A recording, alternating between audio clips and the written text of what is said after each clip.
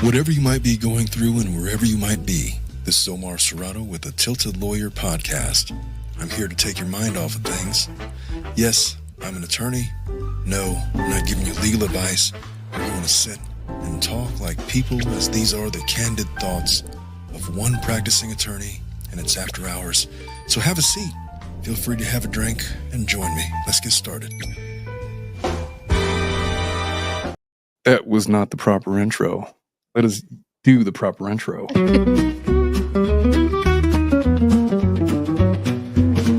the twilight hour, the gavel's down. Hear the tilted lawyer in velvet gown.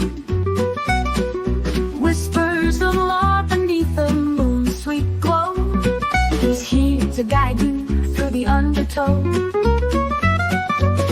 From tales of love lost and battles won, to secrets that hide when the day is done. We'll paint the night with stories so stark. Welcome to Family Law After Dark.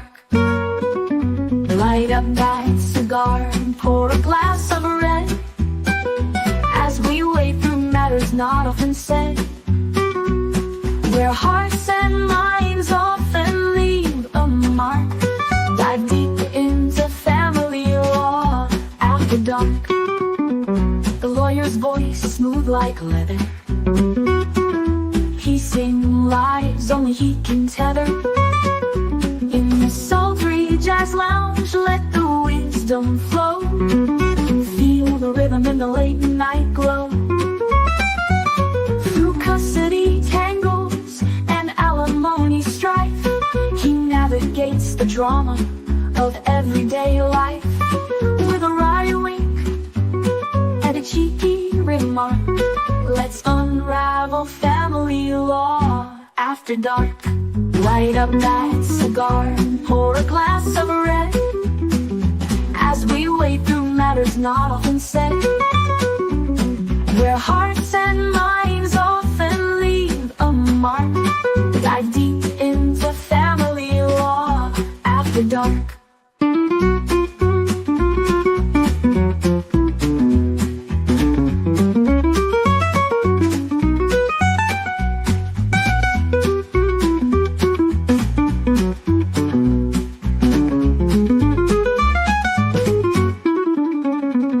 Light up that cigar and pour a glass of red, as we wade through matters not often said, where hearts and minds often leave a mark.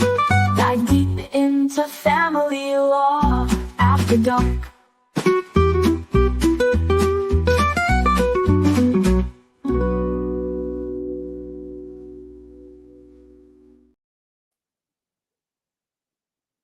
What's up, folks?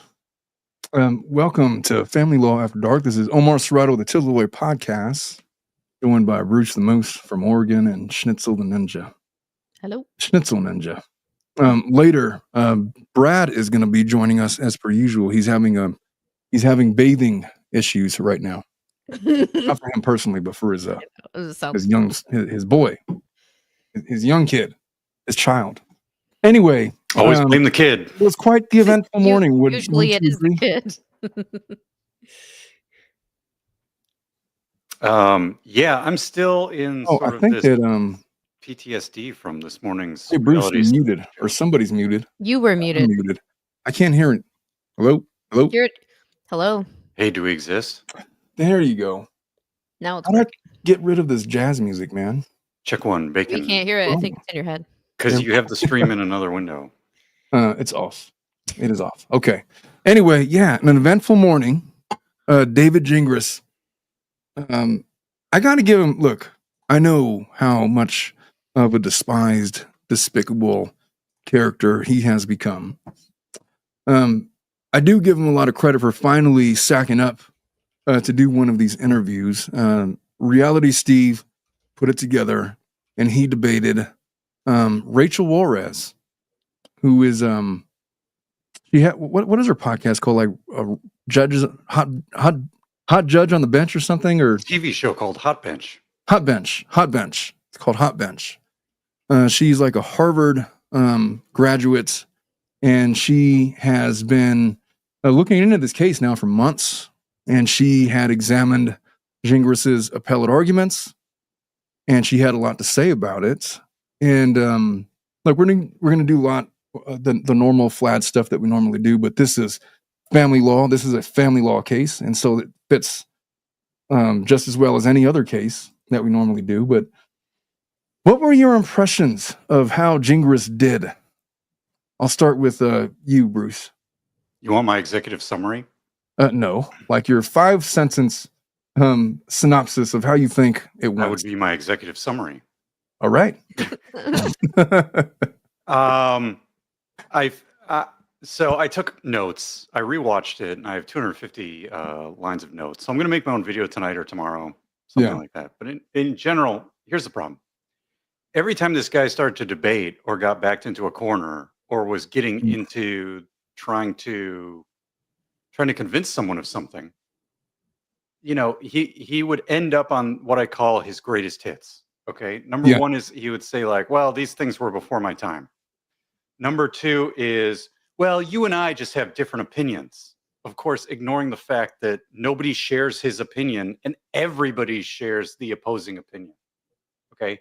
Number three is he would say something like, well, this felt a certain way to me, or it felt a certain way to Laura. Yeah. And as we know from epistemology, feelings are not a valid pathway to truth. Okay. Number four, he would often say something like, maybe something happened a certain way, or it could be that something happened a certain way. So he would speculate. And again, I'm not interested in speculation. I'm interested in facts. Number five, and we've seen this before, I don't think he did this too much, but in terms of a personal attack or being condescending, he would sort of devolve into that. And then number six, he had a number of non sequitur hypothetical examples that he gave that were just logical fallacies, or they were examples that had no bearing on what he was talking about. Real advised at best. So I'm going to go through, minute by minute and review the entire thing in terms of what I thought about it and point out these things that are these linguistic problems, these epistemological problems, logical fallacies, and whatever else I can figure out, and errors of omission as well. So there were times when he would say, well, here's some details about XYZ, and you'd say, well, what about ABC over here? But he wouldn't even mention that, So there was a lot of that, and so I was just unimpressed. Well, Schnitzel, that was Bruce's 5-word synopsis. How about yours? Well, you said 5 sentences. You did. Did I say sentences? You did. Oh, I did more than 5 sentences. Maybe it's me. I thought he did as well as he is capable of doing. I wouldn't have imagined he would have done any better. When I was reading it, I was starting to take notes, and then it was like a lot of the same old standard fare. What I came away with is like he really just has a fundamental misunderstanding of law. Like there's something broken in the way that he processes and reads these cases. Now, do you think, I have a question though. Do you think that it is that, or do you think that he tries to twist it in his favor? Do you think he actually comprehends it, but is trying to make it fit his narrative, or that he doesn't actually comprehend it? That's a good question. Yeah, I think it's less about comprehension. I think and he sort of explained this in the video, right? He says, look, you go into a case and you say, what is the judge or the jury going to make a determination about? What is this case about? Yeah. Then once you know that, like, what do I have to prove here? Then he can go in and say, what should my arguments be to get the jury or the judge or whoever on to my side of the case? How am I going to do this? Right? He was explaining this when he said that, cross-examining Clayton wouldn't have been worth his time because it wouldn't have offered anything valuable to what he wanted to prove. Okay. Now, the thing I've noticed about all these court cases is when two sides are battling in the court case, it's often the case that there's something where one side wants to make a broad claim and one side wants to make a very narrow claim. And I think what he's done is he's looked at his client and he said, here's what I need to do for my client. And then he goes into case law and If he needs to make a case that something's narrow, he does that. If he needs to make a case that it's broad, he does that. And then when you say, well, what about XYZ, ABC? He just says, well, we just have a difference of opinion. Yeah. Well, he bails on the argument at that point. He says, yeah, well, let's just move on or whatever. We're just going to disagree. He's like, no, you're fucking wrong. There's a number of times where Rachel was like, dude, this is basic law. Like, what are you talking about? Like there's some of the stuff like, I know that, Rule 26, whatever, was one time asked for, but she filed a paternity petition. Clayton responded and asked for attorney fees under 25 because he thought that she was full of shit. Was he not entitled to receive sanctions under or fees under those statutes? And he's like, no, because safe harbor provisions or whatever. And it's like, dude, that he responded. He's like, yeah, but this is basic law. We're just going to have to agree to disagree. He's like, okay. All right. So that's why I'm like, that's his approach. Sometimes I just feel like it feels like he just, like he's like he knows what we're talking about. He has to know what we're talking about. It's either not registering. Is he trying to stretch? I don't know, man. No, because if you watch very carefully, there will be times where he's like, okay, I know what you're going to say next, Steve, or I know what you're going to say next, Rachel. Like he understands both sides of the argument. He's just putting himself on the side that benefits his client. Well, he's got the harder argument for sure. And so we have to acknowledge that Rachel had the much easier argument to make. I did make that argument that Rachel made, not as artfully as she did. She did a tremendous job. Mm-hmm. She brought up several things that I didn't bring up when I was addressing his petition. But the basic law parts of it, a lot of the stuff that we were talking about, stuff that you and I, that us three and a bunch of others have been discussing for months now, since the appellate review came out. And she's like, point to one case where Rule 26 rules all. And it's like, well, I have this one case. Okay, I got that case too. She had it highlighted and circled and was showing him explicitly where it doesn't say that. And it's like, well, I think it does say that. It's like, well, it doesn't say that. Well, I think it does. We have to agree to disagree. Let us move on. She was much more prepared to go into the case citations and talk about them. Which he should have been, because he should have prepared himself when he wrote the appeal. What he wasn't prepared for was the rebuttal that she was going to have. He almost maybe was expecting more of a PR debate or like more of a, because at the beginning he was kind of like, well, only lawyers will care about these fiddly details. And I'm like, and they're like, no, literally everybody in the chat is going to care about like 98% of the people watching were not lawyers. Do you have any idea how it was presented to him, or like what the understanding was of what kind of video it would be? It sounded like they were just going to talk about his appeal. And they had a list of, I guess him and Steve had got together and they had an outline. And it seemed like he knew that he was going to be debating Rachel. I just thought that he thought that she would be more receptive to his arguments. If only I could just like smooth her over and like talk to her about it. Exactly. It actually started at the June 10th hearing. It wasn't just the appeal.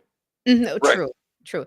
That's what that's what I have heard from everyone who has had some type of one-on-one conversation with him, that he is normal and cordial and nice to you at the beginning, or maybe even just one-on-one. But when it gets to like what Steve said, the video, or when it gets to court, for example, he is a completely different person. Once he realizes he can't manipulate you, he's like, well, fuck you to the moon, and I'm going to be a complete asshole. To the moon, bitch. Except Rachel, she was not having it. And she was ready to call him out on all of his bullshit. She was just ready. She was incredible. As I said it backstage, I just want to say it on here too, that she was absolutely incredible. I was so impressed with her poise, how she handled herself. She could have gone low and she didn't. She just did such an incredible job. She sounded like a well-prepared judge that was prepared to argue the law, and she conceded the points that she needed to concede, but she was steadfast in her North Star, which in this case was the cases that they were arguing, including some of the ones that Jingris had brought up. I did write some notes. Marchese. Did you read about Marchese? Oh, totally. Yeah, totally. Sua sponte. She kept on saying, Sua sponte, bitch. But this is my impression. I was writing notes. I said, wow, rambles a lot. He talks a ton. He talked like 80% of the time. And I know the people involved in the video were not happy that it turned out that way. Well, maybe only one person was. Yeah, I mean, I don't know what they were I mean, expecting. Omar, but you predicted that after your phone calls with him, right? You predicted anybody that goes and has an interview with this guy or a debate with this guy, he's just going to talk all over them. You predicted that, right? yeah, that's just his style. That's the way that he talks. It was reminiscent of my conversation with him way at the beginning when we had these conversations back before any research, back before his appellate, whatever. And he was telling me about this Rule 26 stuff and explaining his theories. Okay, but what about this and this and that? It's like, yeah, well, this and whatever. And it's kind of exactly how you saw him in this phone call. But yeah, that's why it never happened. I'm surprised it happened now. But now I think we have more information about what his motives are, and it makes sense, I guess. So I wrote that he rambles a lot, talks a ton. He admits that Laura had a bad day in court, and then he gives like a million reasons why. He wanted people to understand his strategy. I wrote that he believed that this trial was about proving Laura had a good faith basis for bringing the paternity petition. That's exactly what it was about. I noted that. They brought up Maricini being at the hearing and how that should not have been allowed because of the restraining order. And I was ready for Rachel to pounce on him with that, which she kind of did. And just talked about all of the common sense stuff that we had already discussed about the different things that he could have done other than like call the FBI or law enforcement or whatever he did. Oh my gosh. Yeah, I mean, that one is a big proof by refutation. Okay. He called the police. Yeah. And they did not arrest Mike. Three different police departments were there. He No- contacted 3 different ones, and they all No one arrested Mike. Therefore, what was Mike doing that was illegal? This is what Proof by shocked me. refutation. Like there was basic stuff that Rachel was saying to him that which it leads me to believe that I'm not sure that this guy grasps like the basics of the law sometimes.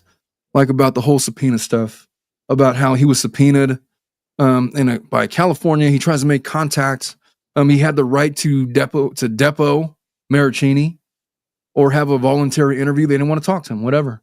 But even so, Maricini was going to talk to him, and he even wrote that to him in an email and said, "I was about to call you on the phone tonight, but today you decided to post this old podcast of Laura and me, and you decided to post a picture of us." And so then I was like, "Fuck no, I'm not talking to this you, guy, fucking son of a bitch." Yeah, I didn't know that part, but yeah, Rachel she was going like, "Look." Interview with Megan Fox.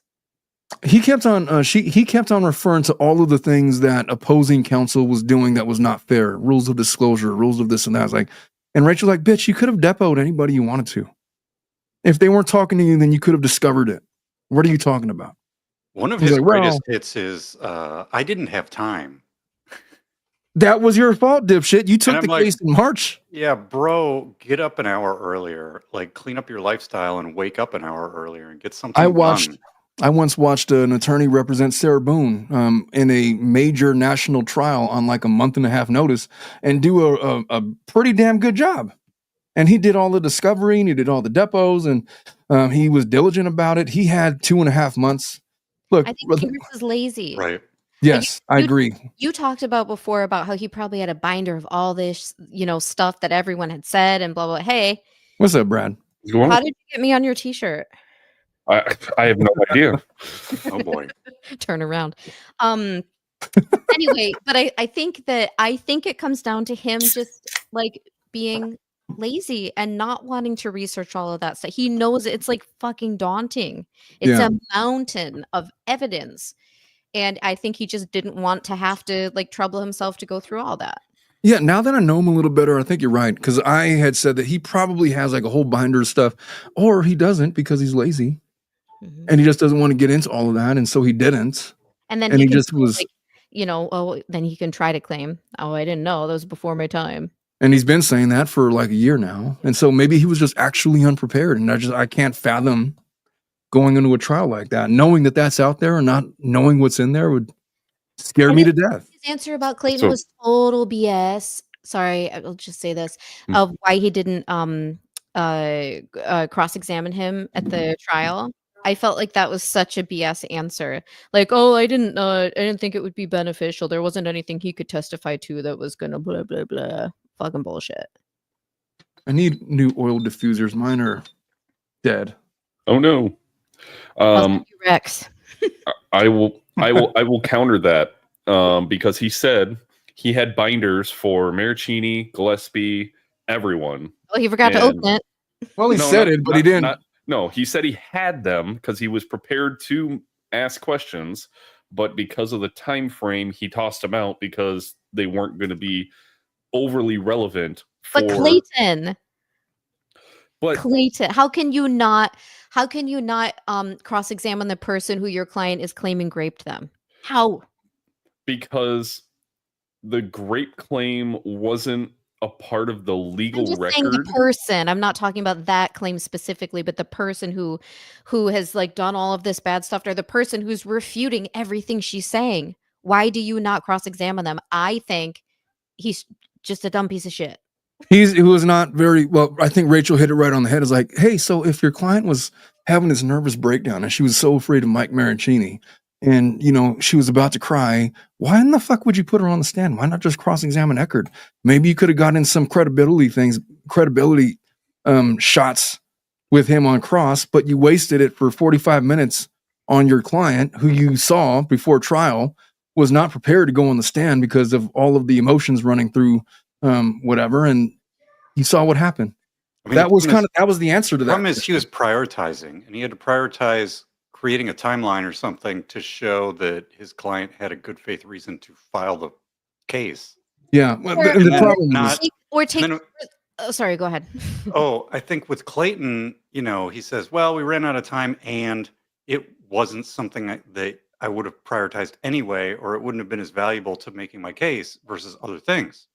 And, I mean, the only problem is we don't know if that's what was in his mind at the time or not. We just have to trust his testimony. But I think he's not a reliable narrator. So it's just like. And he wasted time. He wasted time at the beginning.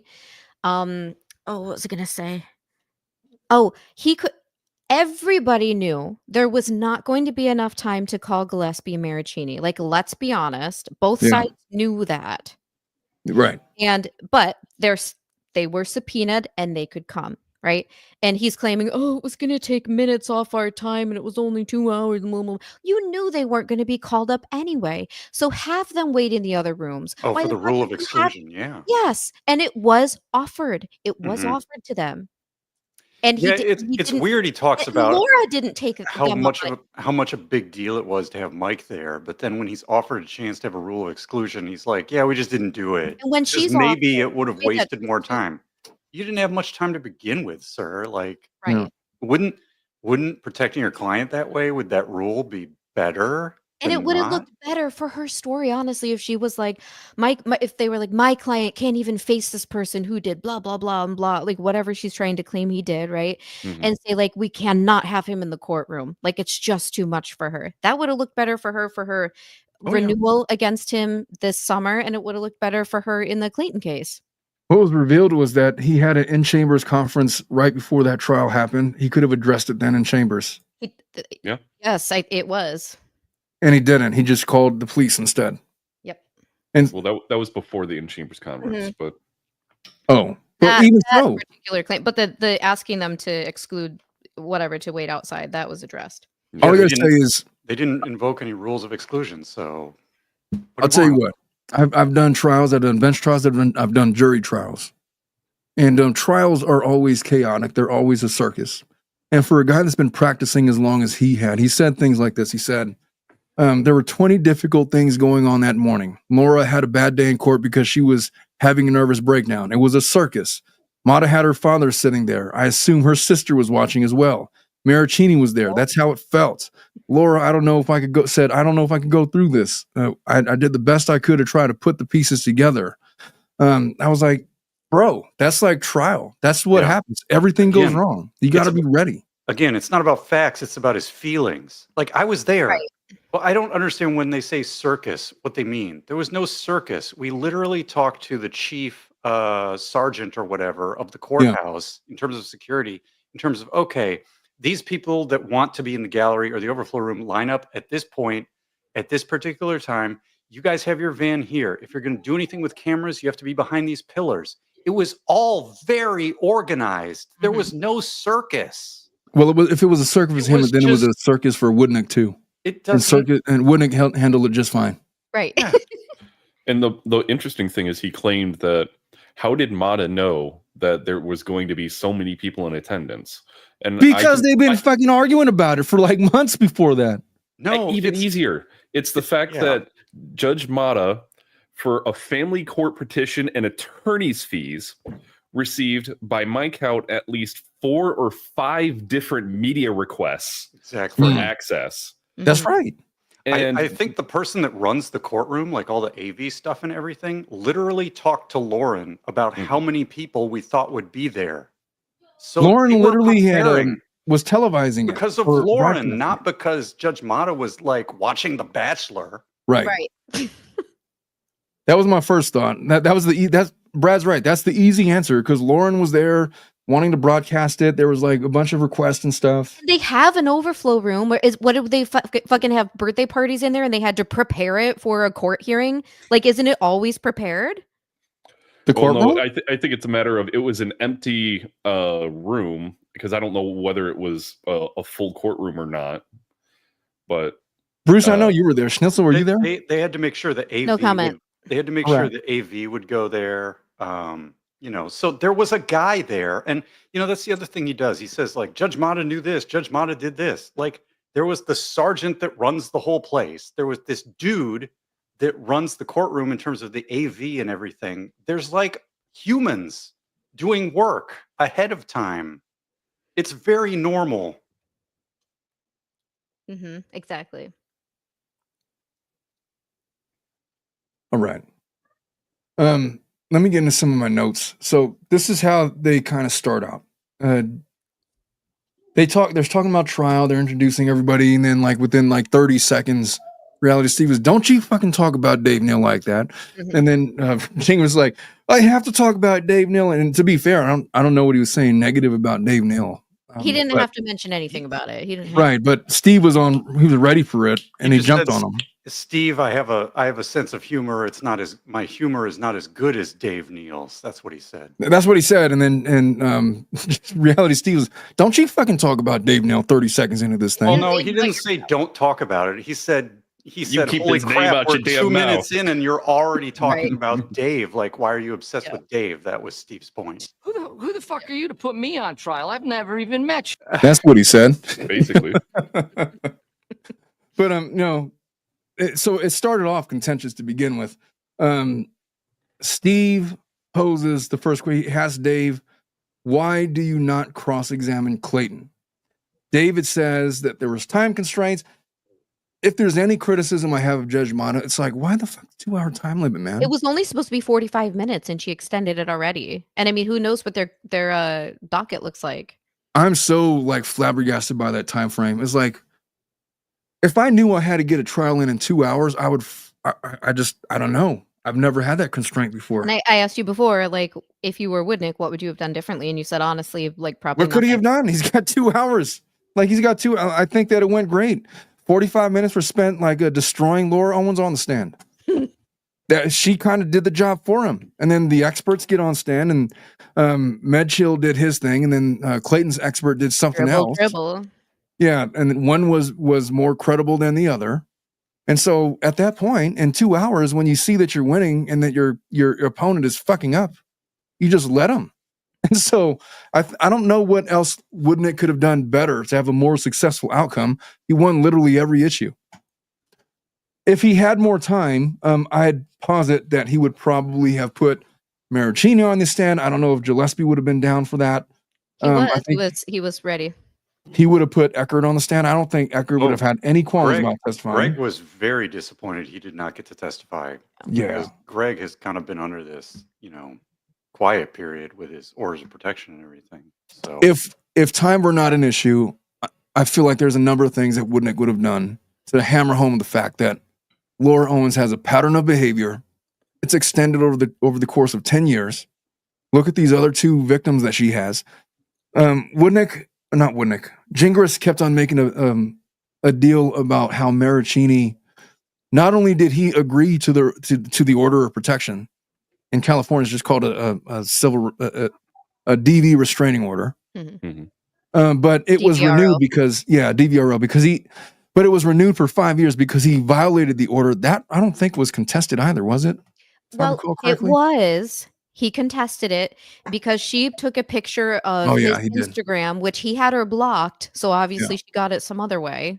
Right. And she said, oh, well, he was at this gym at this time because if you look in the reflection on the mirror, then you can see it's this parking lot. And this was within blah, blah, blah of my fucking asshole. And then he was like, no, that's not where I was. And he even had like some evidence to show. And the judge was basically like, honestly, this doesn't really matter because she is saying she still fears for her life. And that's what matters. The evidence here that you guys brought today doesn't really matter. Ask me why I hate judges. Why do you hate judges? Because sometimes they're stupid. Not my judges, but just some judges. Also, if a lawyer had told him not to contest an order of protection, no contest. That's another issue. I don't want to get all. No contest is not the same as agreeing to an order. Right, and there's physical evidence of him saying, I am not signing this because I agree with this. I am signing it because it's what you have recommended I do. Right. Correct. Which is basically like a no contest kind of thing. Right, but no contest is in like criminal matters, not DVROs. Well, that's why I say kind of thing. There is still a world out there where Mike Maricini could litigate what has not been litigated, which would be the initial. Yep. Let's do it. If they've not litigated the initial incidents that occurred and they simply agreed to it, there's still a world that exists where they could challenge it and actually hold a hearing to determine the veracity of the claims. Subpoena shit. Mm-hmm. Those fake cancer records, bitch. They can do it. They can do it. Whether or not they will or not, we'll see. Anyway, Is there a statute of limitations on that? No, because right now they're still within the relevant time period. He's still affected by the OOP or the DVRO because it's in existence. And I think that Maricini's is up for renewal pretty soon, isn't it? July 10th, 2025. Yeah. So he could challenge it right now to the extent that it's affecting him. I mean, once it's done, it's done. But, right now he can challenge it. He can, matter of fact, that's probably what he should do. If Owens brings him up for renewal, as I suspect that she will. She has it that she has said in writing that she will. Then he should request a hearing testing the veracity of the claims from the initial OOP, because there was never a hearing on the matter, and he's entitled to one as a matter of due process. And Jingris is all about due process. That's what I learned in 2.5 hour conversation he had with Reality Steve today. Structural error, bitch. How about that? I think that we should have a hearing, and it should test the original claims and test whether or not Maricini agreed to the DVRO because it had merits, or if he agreed to it because he simply wanted to not litigate because it was affecting his life and he didn't give a shit about whether or not. Maybe gave him, like, in hindsight, bad advice. Yeah, but he's never going to prove that. She's not going to get held up for ineffective assistance of counsel. But still, he was advised that, but, attorney-client privilege and all. I guess he could waive. I don't know, man. Either way, he could test the veracity of the claims. It doesn't mean that he's going to win. It just means he could test it. He could try it. He could have his due process rights honored by challenging the initial findings, because there was never any findings that resulted from an evidentiary hearing. He can do that. All I'm saying is he can do it. If he wants to do it, he can do it. Mm-hmm. Gillespie could do the same, to the extent that he agreed to his order of protection, not after it, well, he agreed to it, not it was imposed upon him from some evidentiary finding. So there was that. Rachel challenges David's decision, arguing that cross-examining Clayton could have undermined his credibility. We talked about that. And then they start talking about sanctions and Laura's good faith belief that she was pregnant. That's what Jingris thought that the trial was all about. That's what he said Rachel, in the beginning. He said, "It doesn't matter if she was pregnant. All that matters is if she filed in good faith." And he was like, "Good right. fucking luck proving that she didn't." I actually believed with him. I agreed with him when he said that. I think Rachel agreed with him too. David argues that the sanctions hinged, in his eyes, on whether Laura has a good faith belief that she was pregnant, not whether she was actually pregnant. Rachel said that Laura has this history of faking pregnancies. And then David's like, well, that's not relevant because that wasn't included in the paternity petition. But then Rachel's like, but doesn't that suggest, because Clayton is arguing that he has been hoodwinked by Laura the same way that these two other guys, wouldn't that be relevant? And David says, no. Rachel says, well, that's basic law. David's like, well, I'd like to move on. Yep. Yeah, I mean, the February hearing before the June hearing set out a particular window of time over which they could get evidence to discuss this very topic. So as long as something is relative to that window of time that the judge set out, it's perfectly reasonable to bring it in. I was questioning at this point whether or not David, I was literally questioning his understanding of the law. He was claiming that claims of prior, I mean, I guess it's fair, but he was questioning whether or not other claims that Laura had done the same thing as had happened to Eckert, Maricini, Gillespie, whatever, was irrelevant because it wasn't contained within the paternity petition. But Rachel's like, isn't it relevant if Eckert literally filed for sanctions because he didn't believe her claims because she'd done this to two other men? Right. He says no. And he couldn't understand why Rachel would take that position. It's like, that would obviously be relevant. Right. I mean, I don't know. It's like it's like he never watched the February hearing. He probably didn't. But of course, that goes back to his greatest hits. That was before my time. Before my time, bitch, it doesn't exist. I have no knowledge of anything that happened before me. And he stuck to that pretty religiously. Mm-hmm. So David goes on to say, they start talking about scope of paternity proceedings, the attorney fees. David's argument was that the paternity case ends with Laura's withdrawal. And Bruce, Brad, Schnitzel, I know you guys have heard this argument. Like, what's the counter to that? What? Well, her motion to dismiss was denied, number one. It doesn't end with her withdrawal because Clayton fucking responded and said, first of all, this is a bullshit petition because she knows she's not pregnant and she's trying to manipulate me. She tried to manipulate me into a relationship. She said, I will have an abortion if you date me. But if you don't want to date me, then I'm keeping this kid and I will put you on child support and I'm filing this paternity petition and we will have a parenting plan. She said all of these things. I didn't imagine that. The problem to me is his position seems to be that once she said, hey guys, I'm no longer pregnant. Right. Then there's nothing to do. And which is to me, why the problem with that is, well, no, you could have a request for attorney's fees. That's number one. You could have a request for a ruling of non-paternity. A request for a ruling of non-paternity is relevant even if the person is no longer pregnant. Because there are material impacts to a person's life depending upon whether or not they were the father of the miscarried babies or not.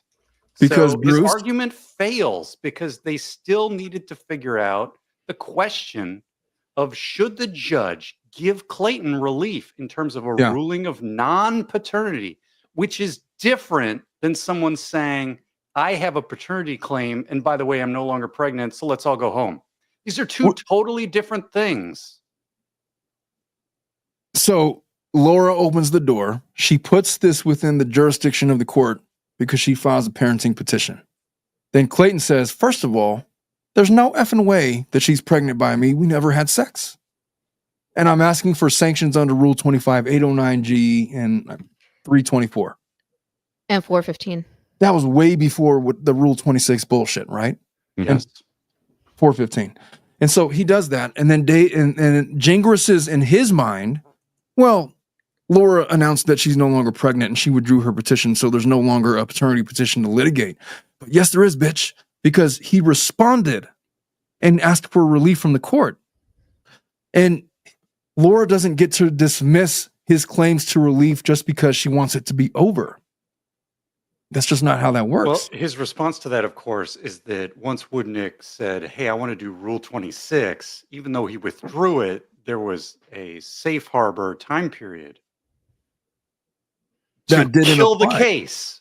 And of course, Rachel Juarez is saying, well, that doesn't just kill the case. Right. You can still grant sanctions and awards under other statutes. Yeah. And my fundamental problem with that is if we look at the dates, okay, Woodnick says, hey, we're going to do Rule 26. And then, like, way more than 10 days have passed before Laura files to dismiss. So she used her grace period and it expired. She failed. So even if Jingris is right, which Rachel Juarez says he's not, but even if he is right about the safe harbor grace period killing the case, she let it expire. It expired. So you're done, ma'am. You're over. You're cooked. You let your safe harbor expire. It's irrelevant. Well, Jingris's argument would be like it didn't expire because they asked for Rule 26. One would have been like in February or March. No. January 3rd, they filed January for 3rd. it, but they Yeah, asked for it in December. Then they withdrew it. Right. It Yeah, was and the they beginning withdrew- of they December, withdrew and it it was the because end of December when she filed to dismiss. So she had way more than 10 days. So she failed. Yeah, And they filed for Rule 26 when? January 3rd, So 2020. Jingris's argument would have been like, if they filed for January 3rd, it was already dismissed. There's nothing to litigate, so therefore safe harbor No, their has already been notice was provided at the for. beginning of December. Yeah, they noticed that they were going to request fees under Oh, that. the notice would have been. I got The Yeah. you. notice was actual way filing. more than 10 days before she filed to dismiss. So then he failed under his own rule. That's my take. Yeah. I'm not a judge, though. I've never So- considered that argument because it doesn't matter because of the other things. It was just wrong anyway, but It's like trying to prove his own point wrong, you know? Yeah, I mean, I'm taking his side, and I still can't make the math work. It's just the math doesn't math. well, it doesn't math for a lot of people. So it But- was filed on the 11th or 12th, and then according to Westlaw, which I've got pulled up for Rule 26, it says if the opposing party does not withdraw or appropriately correct the alleged violation within 10 days after served, so that would have been the 26th, then the moving party can file. Well, let's not lose focus because the legal argument was Business David says that the paternity case ends with Laura's withdrawal. Clayton's pursuit of attorney fees under ARS 25809G exceeds the statute's intended scope. And Rachel said, no, it doesn't. She said the court retains jurisdiction over Clayton's fee request, and that was part of his original proceeding before Laura's withdrawal. And so Laura's withdrawal doesn't matter. That's the actual issue. So we don't even get to the issue of having to do that math because that math is not necessary because it doesn't exist. Jurisdictionally, it just doesn't. I mean, I guess I'm just looking at it from all corners, right? I'm trying to Sure. verify all the corners, and even that doesn't work. Right. And so David then argues that the fees are inflated because there's no way that he would have had to incur $150,000 fee, $1,000 in fees because she withdrew and it was over and whatever. And this was his own choice to spend that much money. He talked about analyzing Maricini's laptop and that the family court lacked jurisdiction over those matters. And then Rachel comes back and says, but Clayton's fee request stemmed directly from the litigation that Laura Owens started. And then she's like, this is basic fucking law. Your client filed a petition. Clayton responded to it. And in his response asked for fees because he thought your client was full of shit. So what do you mean it lacked jurisdiction? And then David was like, I think we should just move on. We're going to have to agree to disagree. Here's my question, Omar. Let's say we take Woodnick's fee structure paper and we just take anything that Woodnick did related to Mike Maricini's laptop and remove it. Yeah. So let's take this $150,000 and it'll bump down to $120,000, whatever, pick a number, $100,000. Certainly Woodnick didn't spend a lot of time on it because it was all, Well, Dave I and think it Brad would have been doing his because laptop. look, they were prepping for a trial. No. My point is, if you take that all out and the fee structure goes down from $150,000 to $100,000, let's just say, Yeah. do you think she's willing to pay? Oh, now I'll pay Fuck no. Come on. So it's a red herring. It's Well, they did- logically irrelevant. It was like David. So what's with you like saying that you hope that Laura never pays Eckerd's attorney fees? And he's like, nah, well, I was just, whatever. And she That's kind of not just what I walking over said. that. I didn't mean to say it like that. Don't take it as if I'm encouraging her to not pay for judgment, whatever. He even stated that, look, she could file bankruptcy, but there's certain debts that are not dischargeable. But he was like, but she's not going to do that. She's absolutely going to do that. She's It's her absolutely. only chance. But I've been saying it for months, probably like at least, I don't know, probably 10 months that she's going to file for bankruptcy. But I mean, but the problem is that having a civil judgment with malice attached to it is not dischargeable. that was my take. That was Right. my take. Others have different opinions, but it's always been my take that it wouldn't be dischargeable. I guess we'll see. So I think that Jingris kind of has that gist as well. I think that he is aware that judgments that are obtained where malice or fraud is found to be a thing, that you can't just discharge that. You'll have like 20 years to collect on the debt. And that's kind of the issue here. Other issues that they talked about, scope. Well, we're talking about that. Jurisdictional. They talked about due process. David, over and over again, accuses Judge Mott of bias, misconduct. He points to her denial of a pretrial conference, her alleged consultation of outside sources. And then Rachel's like, how the fuck do you know that it was an independent investigation? She could have just overheard it in the courtroom. She could have just had personal knowledge of that already.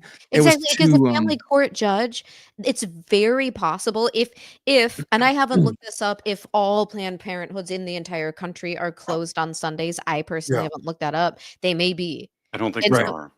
Okay, so I mean, but maybe she had some kind of knowledge already, being a family court judge, that generally they're closed on Sundays. The point is, like, he cannot prove shit because he has no evidence to prove any of his theories about that. And that was kind of what the appellate court says. Like, you can't just like speculate that because she had knowledge of one fact that was not significant in her decision on the case, that there's structural error. Fuck off with all of that. Mm-hmm. Yeah, this is known as an argument from incredulity fallacy that he's making. That he can't believe that it's any other explanation other than the one he wants. And she didn't even submit that sonogram as evidence. So it was brought up in her deposition, but how is that structural error? Like, that point isn't structural error. And he can't prove that the judge did any outside research. It does not fit any criteria for structural error. Well, there's nothing that gets us to structural error with what David said, and Rachel's not conceding on any of those points, and so we should just move on and agree to disagree. We're just not going to come. I don't understand how you don't see structural error, Rachel, because it says in the case that you cited that there isn't. Well, you know what? We're just going to have to agree to disagree. Let's just move on. Then at one point he was like, "Stop." And I was like, he did say that when she said it was basic law. This is basic law. Stop. Rachel, stop destroying me in this argument. My asshole is sore. So it was submitted to the court. David Jingris is used to it. The sonogram was submitted to the court. It was in her affidavit. Oh yeah, it was in her affidavit. Report. Is that the Fiverr logo one? No, this is the Smile 2 Twins. So why does she keep saying that it was never submitted as evidence? Prior to the Rule 20 or prior to the withdrawal, it wasn't submitted. But she had her deposition before the withdrawal. No. Didn't her motion to dismiss. Her motion to withdraw. Oh, her motion to dismiss. Okay, I see what you're saying. So Rachel's entire about the whole lack of this due process, structural error. David keeps on saying that, well, Mata violates due process because she kept on ruling consistently against my client. And then Rachel's like, could you just give us any kind of evidence beyond your own personal speculation that argue that would substantiate any of your claims whatsoever? Going back to his greatest hits, he said it felt unfair. It just felt unfair. You can it just felt feel shitty. anything. That doesn't mean it's true. Yeah. This is fundamental. You know what else knowledge. he felt? An underage girl. Does that make it right? No. Oh boy. Yikes. That's a different I had to say it. feeling. I'll move on. He talks about the Maricini. So after all of that, the due process, then we get into the discussion about Maricini. David states that it was a violation of restraining order. Rachel's like, bro, all the time we're sitting here in court proceedings, and during DVRO trials, the victim is having to be in the same courtroom with their accuser. He was subpoenaed. He was all these other things, whatever. You could have addressed it with the judge. Why did you call law enforcement? And David's like, well, I mean, you know, I wasn't given any options. Mata just kind of let it happen. She just didn't allow for whatever. I didn't know. I mean, I wasn't there at the trial. Bruce, maybe you could shed some light on it. Was there any chance in that courtroom? Well, were you in the actual courtroom where, I don't actually know if you were in the courtroom. I was in the courtroom for a hot minute, yeah. Because I was helping to bring in equipment. Were you in there when Maricini was in there? Or was he in there at all? They were in the hall. People were in the hallway at that point. Maricini was in there. He was in the hallway. Okay. How many He was in the bailiffs? hallway, and then he sat in the second row. I can ask Megan how many bailiffs while the hearing was ongoing, there were multiple bailiffs at the front door inside the room. Yes. So she would have been safe. 100%. So if I was a judge, there were people undercover as well. Yeah. And then Rachel brings up a good point. Why didn't you just ask Judge Mata to like remove her from the courtroom if Maricini was going to be a witness? And then we would escort her, and there would be several bailiffs there, whatever. And David is like, oh, she didn't give me that option. I just fail to believe that. There's no chance. No, and she already ruled on it. She had already ruled that he was allowed to be there. Yeah. And he just didn't like the answer.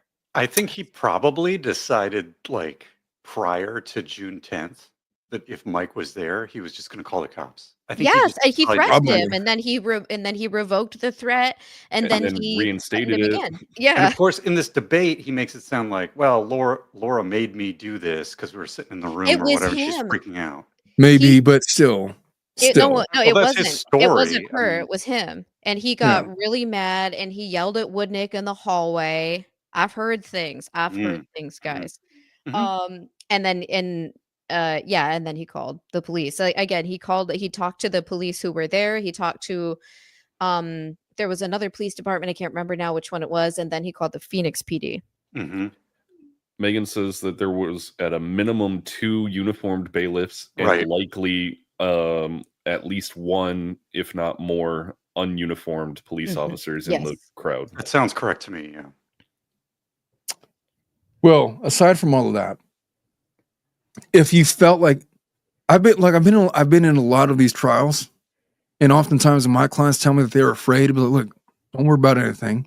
You're going to be safe. You stand right next to me. There's a bailiff right over there.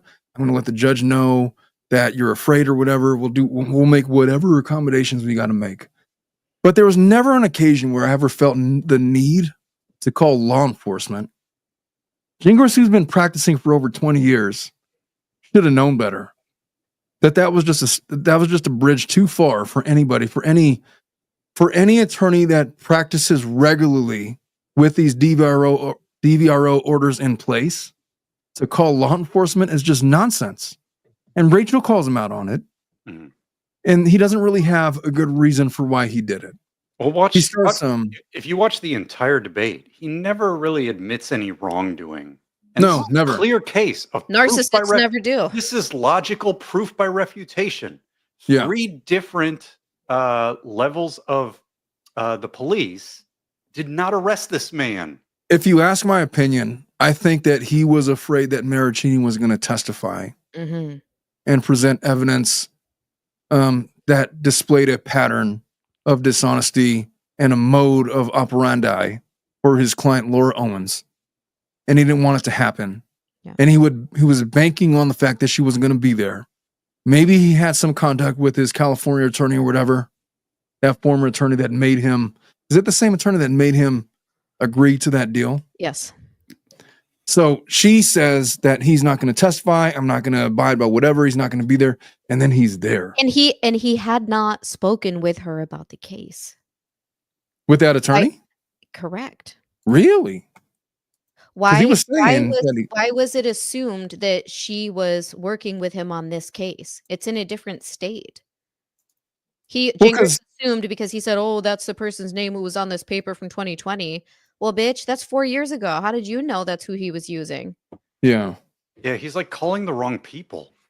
Yep. It's very So strange. no Well, I wonder, think no wonder she wouldn't have heard about it. You know? I'm getting the impression that he's a lazy attorney, man. What could you say? I don't want to say that he's that. I mean, he's lazy in some regards. I think he digs his head in the sand when it comes to bad evidence against him, and he wants to pursue his own ideas of the case to the detriment of his clients. That's my impression of him. Like, he's lazy when it comes to negative evidence that affects his case. He doesn't want to look. It's hard as an attorney to like confront evidence that counters your arguments. It's hard to do that, but you have to do it. He's never been willing to do that here. He hasn't been willing to do it at trial. He wasn't willing to do it with the evidence that's out there online. He wasn't willing to do it with Rachel. He's not willing to do it with this appeal. He exists in these echo chambers where he convinces himself of The things Twitter DMs, that lack merit. apparently. In Twitter DMs, exactly. So if And, you had a client like Laura, Mhm. and I truly believe he's bullshitting when he says he doesn't think she's lying. I think, like, who couldn't fucking see it, right? Yeah. So if you were her lawyer or someone like her lawyer, knowing none of this evidence exists, knowing Yeah. she's lying, would you go on a 2-hour and 20-minute podcast trying to defend all of this shit? Or would you keep your trap shut and try to hide? I keep my mouth shut because I have no desire of being famous on any case that I'm working There it on, because it's like a conflict of interest. It's like, look, I can't be concerned about all of this other shit. I got to focus on my client and the case and the facts. And I feel like I would be compromised if I was worried about all of this other outside bullshit. Which is why David Jingris is the only attorney who's publicly really spoken about this case in light of all of the other attorneys that have had involvement with it. Mhm. I think that's telling of what most attorneys would do. The only public thing we've heard is that one attorney filing the Corey the Keith paper- filing the notice of candor. Yeah, notice of candor. That was to kind of like, I didn't know this shit. If I knew about it, I would have behaved different. And Jingris tried to talk him out of it. He's like, "Oh, Well- you don't need to file that." And he's like, "I'm gonna file it." Yeah, I think I do, bitch. And the other thing is the PR statement that Wouldn't gave after the deposition, I think that was the only thing that they And then publicly in did. this like News 12 article, there was one or two sentences by him. Like, that's literally it. So after Maricini, they start talking about how Laura's broke. She doesn't have money to pay attorney fees. She showed me a How's she going screenshot to of Barry's her- boot camp 7 days a week? How much does that cost? It's No not idea. cheap. How's she buying all this shit for her horses? I have no with idea what with that Barry's business boot camp she is. owns I from her mean, my mom. question, That's right. this is the part I think where Reality Steve kind of got it wrong, because he was kind of conflating, I think, this original statement that was like $450,000 with this $200,000 a year income statement. And my Right. question is, where did the $450,000 go? It Was was Adobe. Was it hidden, or was it fraud from the beginning? Because That's I what don't she know what the options are besides those two options. Either they hid the money and they still have it, or it never existed in the first place and it's fraud. I think it never existed in the first place, and it's fraud. Yeah, I mean, it's so crazy, and I think that's what if Gingras it Gingras did was exist- lucky that Steve got this a little confused. What daughter wouldn't give that $450,000 to their cancer-ridden father for his medical bills? Yeah. Who would have thought? So I don't know, but apparently Laura Owens is broke, and David is like emotional about it. She may be broke in other ways. I think she's got money, and I think they're hiding it. And she got something. She got a little bit of something. So I mean, Barry's I can show you one checking account that has like no money in it. That doesn't mean I'm broke. Right. So it's logically inconsistent. You could have more than one. Gingras hasn't done a full investigation of her finances. Right. And So then his story is disingenuous. Rachel gets into this whole conversation about, look. Brad was going to say how much Barry's costs. Oh, do it, Brett. yeah. What So is for, Barry's again? What do they do? Gym. They It's give just you a nice it's a glutes. gym, They give and you nice glutes. it says for 8 classes a month, it's $155 a month. That's For not bad. 12, it's $195. 8 classes but a that's a month. month. 2 classes a week, basically. Yeah. She goes And 7 days a week. 155. So 155 a month. People see her. That's like a 30 cable I have bill. sources. People see her at the gym like every day. 30 classes a month is $255 a month. I mean, do you got to be rich to afford a $255 It's a month not that gym? you're rich, but to say she's broke, why would a broke bitch be going to the gym? My Point taken, local I city-owned recreation center is like $500 a year. Mhm. I mean, Right, granted, there are I go other to Q's options. Fitness and I pay like $35 a month. But she's been doing berries since like at least 2016, probably before that in San Francisco. You know, my brother goes to Her like this place. identity. What is it called? It's like this fancy, like celebrity ridden Equinox. Equinox. Yep. I used to go to Equinox. And he pays like $150 a month or something, or used to. And it's like, for It's what, insane. man? I will say I did not buy my membership. It was bought for me. I'm just saying, man, it doesn't seem worth. If all I'm going to do is pick up a bunch of heavy weights, I already know what I'm going to do. I don't need to pay $150 a work a month for that shit. I could get the same thing for super 35 bougie. a month. No, yeah. I mean, Equinox is like an experience. I don't need the experience, man. I just need my muscles to hurt when I'm done. That's all I need. I don't need any of the fancy whatever. Don't bring me truffle oil to rub on my muscles. Oh, But $255 a month is the cost of a Nissan Sentra for 72 months. Like, That's a long Rubbing lease. truffle Or oil that's on your not long glutes. alone.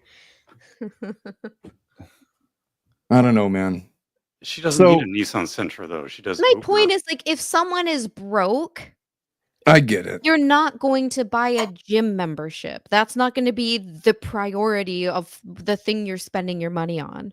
But like broke to like actually broke versus like you used to be rich and now you're broke is two different things. For sure, but he's saying she's broke.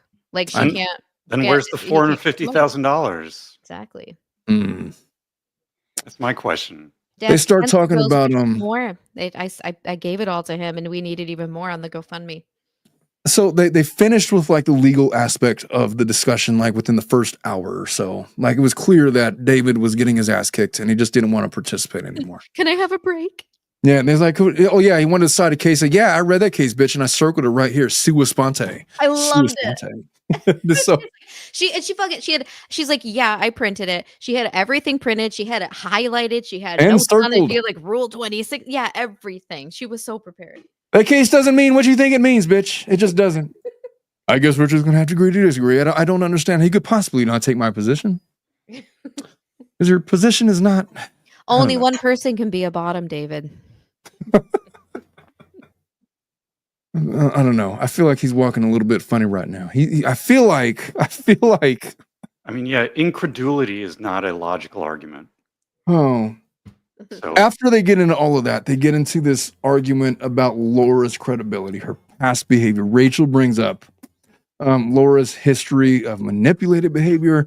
They get in like, when you send a text message, I will get an abortion if you date me. That's incredibly manipulative. And they was like, yeah, I'm unfamiliar with Laura's actions before 2024. He argues that her past is irrelevant to the legal standards. Like Rachel's like, fucking hell. If her behavior comports with what Clayton is saying, how is her past irrelevant? And then Right. David's And I like, want to "Okay, say, Mr. Move on." I've said it probably like 7 times on streams, that if he had not named Maricini and Gillespie in his motion in limine, they never would have been allowed. They never would have been allowed to have been named in the case. And Clayton would not have been able to put their names on the record in this case, and he fucking did it. And he fell into the trap basically. No, he fucked up, man. He got He's played. the reason they were named. He's the reason they were able to be subpoenaed. he let And the horse Laura, out of the gate. add that to your bar complaint. Why do you think that Laura felt I mean- watching David's performance this morning on Annoyed. this? Do you think that she's alarmed? Do you think that she had any moment that, wow, maybe I'm going down the wrong path? No, I think she's his like, help me, David Jingris, you're my only hope. I think that's how she feels about it. I really don't think her concern is with winning or losing or anything or proving anything intellectually. I think her concern is like, is she engaged in the process or not? Well, that's unfortunate, man. I don't know what to tell her. I mean, that's my opinion. I think Yeah. it's I dug myself in this hole. I need you to dig me out of it. Yeah, 100%. It's a little too deep, man. There's She's some not willing to holes. dig herself out by signing that agreement that they were offered months and months and months and months ago. That said, Gingras like, is she has, she has like some kind of mental shit going on, and she lied about it, and she's gonna let things go. She had that option, and she didn't take it. I got the impression that Gingras is open to a settlement. Yeah, I At the did too. very He's like, end. "Oh, I just need to talk to Marcus." I mean, yeah, it's I know it's very Tuck Marcus, weird not Woodnick. how the path forward is his three options, right? They can have a motion to reconsider. They can go to the Arizona Supreme Court. They can go to the U.S. Supreme Court. They can Let's do go through any. those. They could Could I- do any of these three things in any permutation. And Or he's let it like, alone. Marcus, call me. I'm like, what the fuck is Marcus doing? Marcus ain't gonna do shit. Marcus isn't going to tell you whether you need to file Yeah. with the Arizona Supreme Court or not. Motion for reconsidered is So it gonna was fail. very strange. He knows that. It was very strange because he I laid know. out in his blog, we can do these three things. We might Right. do all or any of these three things. And I'm That like, was at "Dude, Rachel's prompting though, because Rachel's like, David, what the fuck, man? Like, you want to represent her pro bono, that's your business. And But she why said, would you? she said, if she wants this gone and out of her life, and she wants her private life back, then just drop the appeal. Just Yeah. accept the ruling and move on with your life. And then she like, have Marcus call me. Fuck off, dude. Well, Why yeah, would I call you? We already won. Marcus is irrelevant. The other thing that's contradictory Sorry, Marcus. is in his last video on his channel, he said, I would pay Laura Yes. to let me take this case to the Supreme Court. And then Exactly. today, this morning, he's like, I'm a peacemaker. We should all just go away, blah, blah, blah. This should all Mhm. just end. He Well, has which to know. is it? Do you want to go to the Supreme Court or do you want it all to just end? Right. I can't I tell can answer that for you. because your story changes from day to day. I'll answer it for you. He wants to go to the Supreme Court because he wants the 100%. fame. He wants the notoriety. No, I mean, He I wants get to that. be- I'm just saying, based on the evidence of these videos, there's a contradiction here. He constantly contradicts himself. He knows that this is a losing argument. He has to know this is a losing argument. He's what I think he's hoping for is a technicality. Like, I was talking with my mom the other day about the case, and lucky her, and she's been very supportive. Anyway, about how in this the dirty case, how the only, so it went to court, the other party won, then it was appealed, and he won on appeal. But the reason he won on appeal wasn't anything he did. It was because of the precedent that ruling was going to set for Facebook, for Google, for Apple, et cetera, et cetera, et cetera. And they were going to be held responsible for mean, negative, harassing comments towards users. And they were all like, oh, no, we can't have that. Yeah. Like, this is going to change, like, like on the world of, like, online interactions and social media. So they all signed a petition or whatever statement saying, like, this ruling cannot stand, and that's why they won that case. It had nothing to do with David Jingris. So there are further reaching implications. Is the reason why. Yes, like way past the case. And that's what he keeps saying. Oh, this is a bigger picture. This isn't just about Laura's case. Like, it's about so much more. And I think he's hoping for another situation like that, in a sense that he's hoping for some kind of technicality, or he's hoping for someone to come forward and say, like, oh yeah, if this ruling stands, then A, B, and C. I think that's what he's holding out for. And also just to get to say on, the next Dr. Phil episode he does, where he doesn't fucking talk at all, that he's argued in front of the Supreme Court. He's the kind of person who uses something that happened 20 years ago today, and like talks Bolsters about it, image. how big a deal it was. That's all it is. And so when Rachel starts talking about, why would you represent her pro bono? Like, why this person? Like, why not somebody that's like legitimately victimized? Why are you choosing her who has clearly victimized other people? And he's like, well, I think we got the answer. It's because he wants the notoriety. That's what he wants. That's what he's getting out of it. When he says, I will pay you to represent you on this case, because he really wants to be able to say that he's argued in front of the Supreme Court, just because he wants to be able to say it. That's all. That was my impression of it. And that was pretty much the debate. It was a complete massacre in terms of its legal merits. Rachel was extremely prepared and poised and calm and sensible with her arguments. I thought that David was extremely emotional and at times condescending. He was getting frustrated at times. He was trying to be very deferential at certain points because he didn't want to come off as like a complete dick. He was trying to make friends, but he wasn't getting one over on Rachel. Just like he wasn't getting one over on Dave Neal. Just like he wasn't getting one over on Reality Steve or me or anybody else that's ever spoken to him. And so there was like, he's trying to be, he had dual purposes. He does want to be liked. I believe he's the kind of person that wants and needs to be liked. Childhood trauma because his daddy didn't give him the love and attention he wanted. But I digress. I won't. I mean, I'm not a psychologist, but that sounds about right. And then, but two, he really, the moment that it was clear to him that he wasn't winning Rachel over, he didn't want to play anymore. But he had to play because now you're on camera and you can't just back out of it now. You're in the middle of it. Right. And then so he'll just like insult her and go, oh, stop. No, you don't understand the law, blah, blah, blah. Like all that shit. Well, it's like when he told me that I don't understand the law. And obviously Omar's had no high profile cases. He has none. Omar is so clearly mistaken. Like he's embarrassingly wrong. Then it turns out I wasn't fucking wrong. And then it's like, oh, well. Well, you know who else has had high profile cases? His opponent. Yeah. So if you're using that as like using them as like some kind of leverage or whatever to bolster his ego is the difference. He's not beholden to his resume to justify his existence on earth. And there's something to be said about that. And that was the David Gingras debate this morning with Rachel. Do you guys have any closing thoughts on that? Yes, when he accidentally gave away that Rachel Mitchell has been subpoenaing information for the fraud and perjury case. That was my favorite part. It sure seemed like it. Yeah, that was interesting. Yeah, he was like, he tried to backpedal. Yeah. Yeah, he was like, I think so, maybe, possibly. I don't know. Right. I mean, I assume. Wait, buddy. So that would be the interesting thing to know is what would she be subpoenaing that Jingris would be in control of? Maybe he's not in control of it, but maybe his client has been like, oh my God, they're asking me for this and I don't know what to do because I don't have it. Because the only thing I can think of would be they're either going for Quartet Farms for income, and then if Laura gets that subpoena and then she's like, oh crap, what do we do?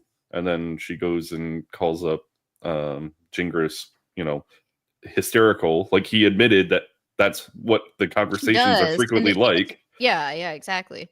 Now, attorney-client privilege would still what's the right word, be applicable here.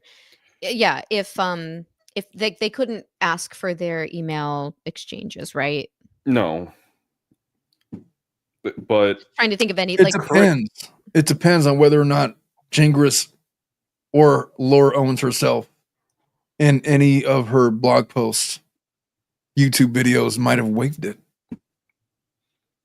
The same way that Karen Reed might have waived some privileges with her attorneys because she made a Netflix documentary about the case like a retard. She has been. Don't use that word. Jesus Christ. I thought it was because she gave a media interview, not because of a documentary. I've never even met you. So why don't you back this shit off, all right? And stop with the Inquisition. Fine, bye. Oh, boy. Oh, all right. Pam, what's up, man? Member for 7 months. She says, hello. I ain't seen Pam in a minute. Yeah. How you been, Pam? And then after that with the just lost it. Damn it. I don't know how she would have waived her privilege. I'm not sure. I mean, like, I know on a couple of those videos, he's like, you don't mind if we talk about this, right? And she's like, no, go ahead. Yeah. Yeah. Those constitute waivers. You know what? I wonder if something like that happened in the podcast video, and that's why she hasn't released it yet at all. Hmm. And she doesn't know how to edit. Well, I don't know. But we I do, speculate. and she doesn't. My assumption was that there was something about that they just didn't like. Like it just But didn't. the thing is, they could cut it out, right?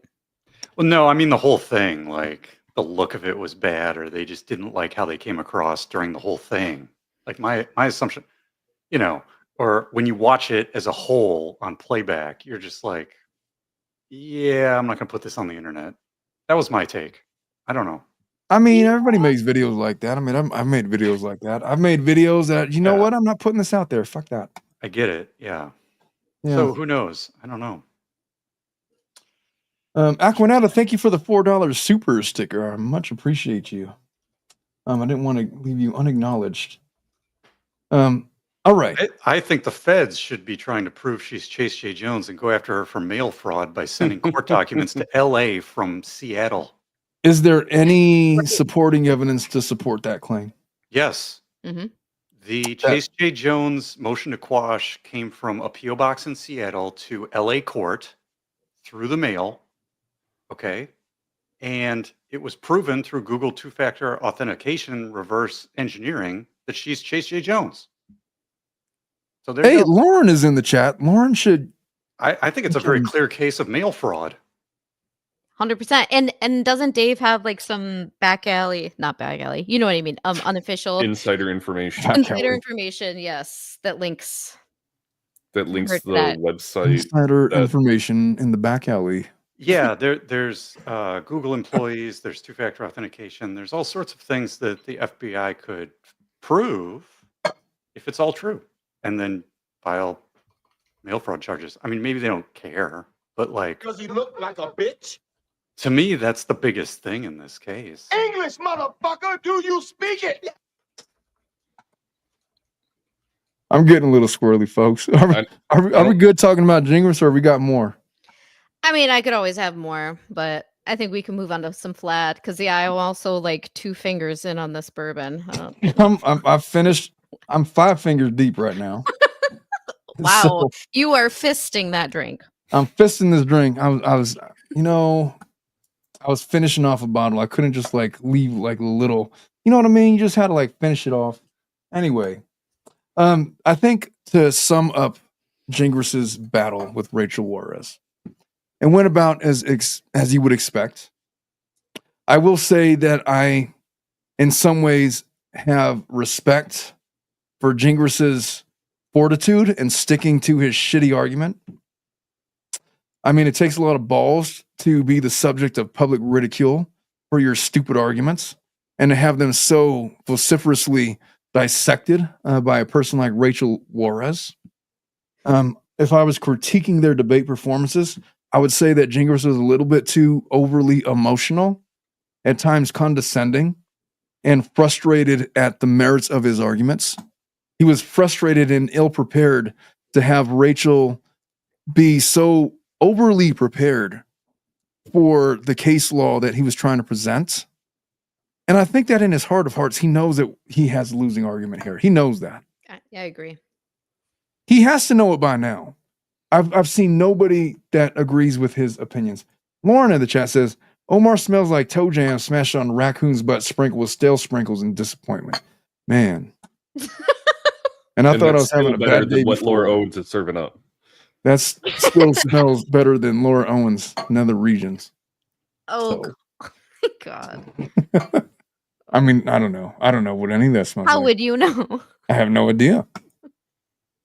I have no experience with such coming things. soon. One day. Omar, we don't need to know what you and your wife are doing. Well, Jesus, I don't think she smells like a squirrel. A squirrel. whatever Lauren was on about. Raccoon is my spirit animal.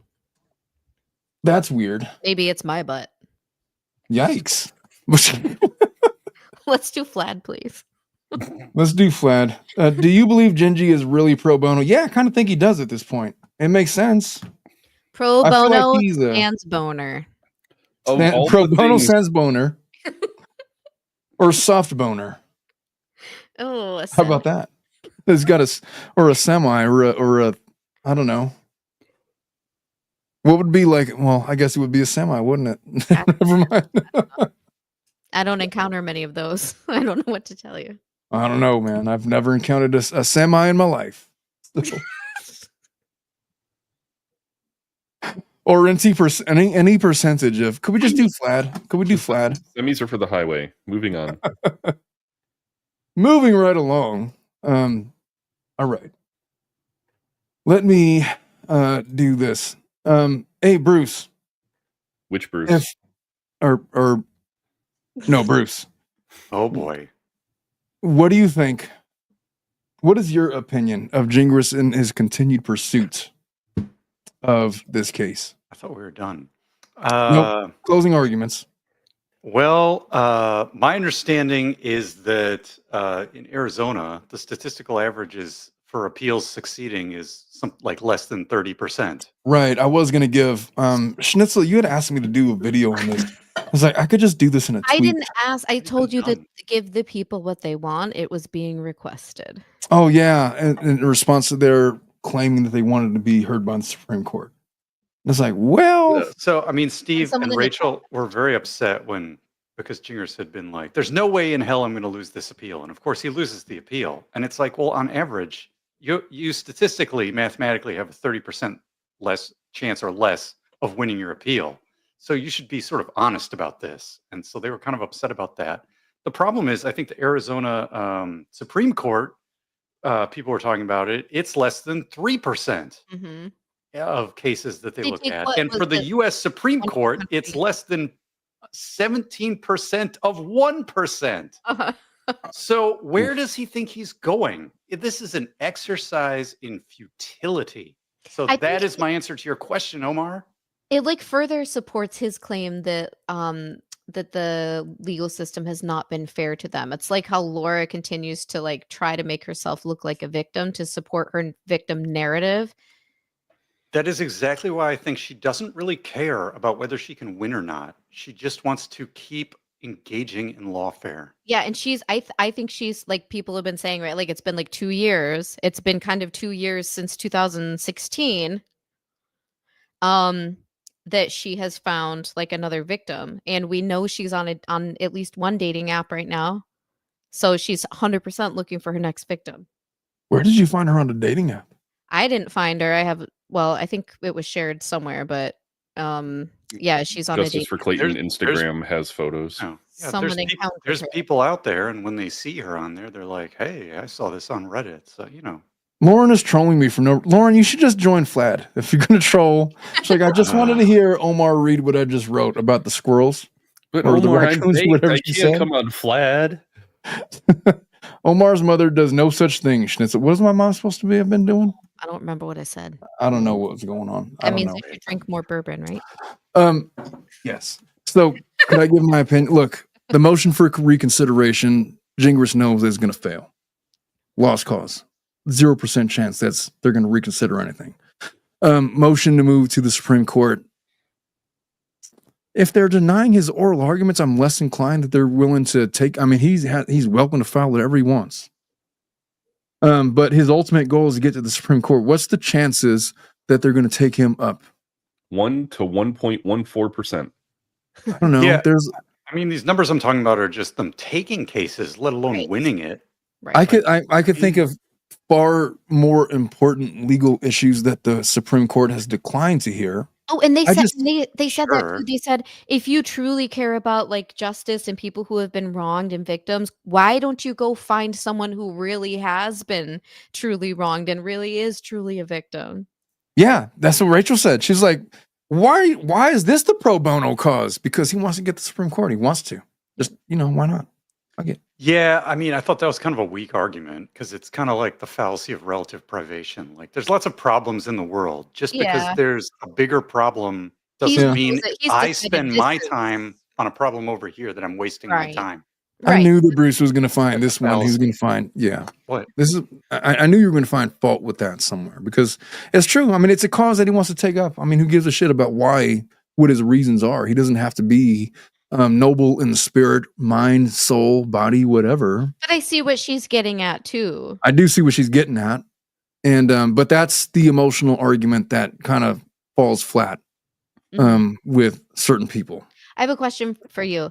So if it does get taken up by the Arizona Supreme Court, is that Gingras against the Arizona Court of Appeals, or is it still Gingras against Woodnick Law, Clayton Eckerd, Marcus Rising, or etc.? No, they're going to review. They're going to review.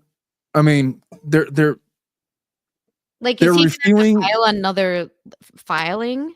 No, they're reviewing the case the same way that the Arizona Supreme Court, or not Supreme Court, the appellate court did. They're reviewing the same thing that they did. They're just taking it to a higher court. I thought he said that he would have to do another filing, but it was like basically half the word count was like a lot lower than this one was. Yeah, they got their own. So they have the appellate record. So they have the appellate record, but they're reviewing it as if they're reviewing the same things that the appellate argument did, and they're just basically reviewing it for our error. So what do they get wrong? Is there anything wrong with their appellate decision? And if there is, then they will remand it back down to the lower courts. But they're not reviewing. I mean, I guess technically kind of are, but they're reviewing this. They're reviewing it de novo, the same way that the appellate court did. And so it's not a review necessarily of the appellate court's argument. It's a review of the same argument that the appellate court reviewed. They're just reviewing it all at once to see if there was any errors. That's all. I don't know if that answers your question or not. So there are no more filings, you're saying? No, there's going to be more filings. There's going to be more filings. But what is the filing he'll make? So it's going to be a brief, just condensing the issues the same way that he did. They're going to have to solidify the appellate record the same way that they had to do it. Does Woodnick Law have to file something again? Presumably they do. If they're still going to be representing Eckerd in the matter. And it's still them just supporting what they claimed in their response to the appeal. Yeah, and I don't know what their position is of whether or not they're going. Yeah, they're probably just going to reassert the same arguments. But yeah, presumably they're going to have to file a response to whatever it is that he files. There's going to be some kind of an opposition filed, but it's not going to deviate very far unless there's some kind of new angle that Jingris is going to be arguing, which I couldn't imagine what it is. So I guess we'll see. Okay. Anyway, should we get into our next case, our next FLAD case? Yeah. I thought you were just leaving it up there. Oh no. I Who love wants to that read our next FLAD case? Like, I know our next FLAD case discussion.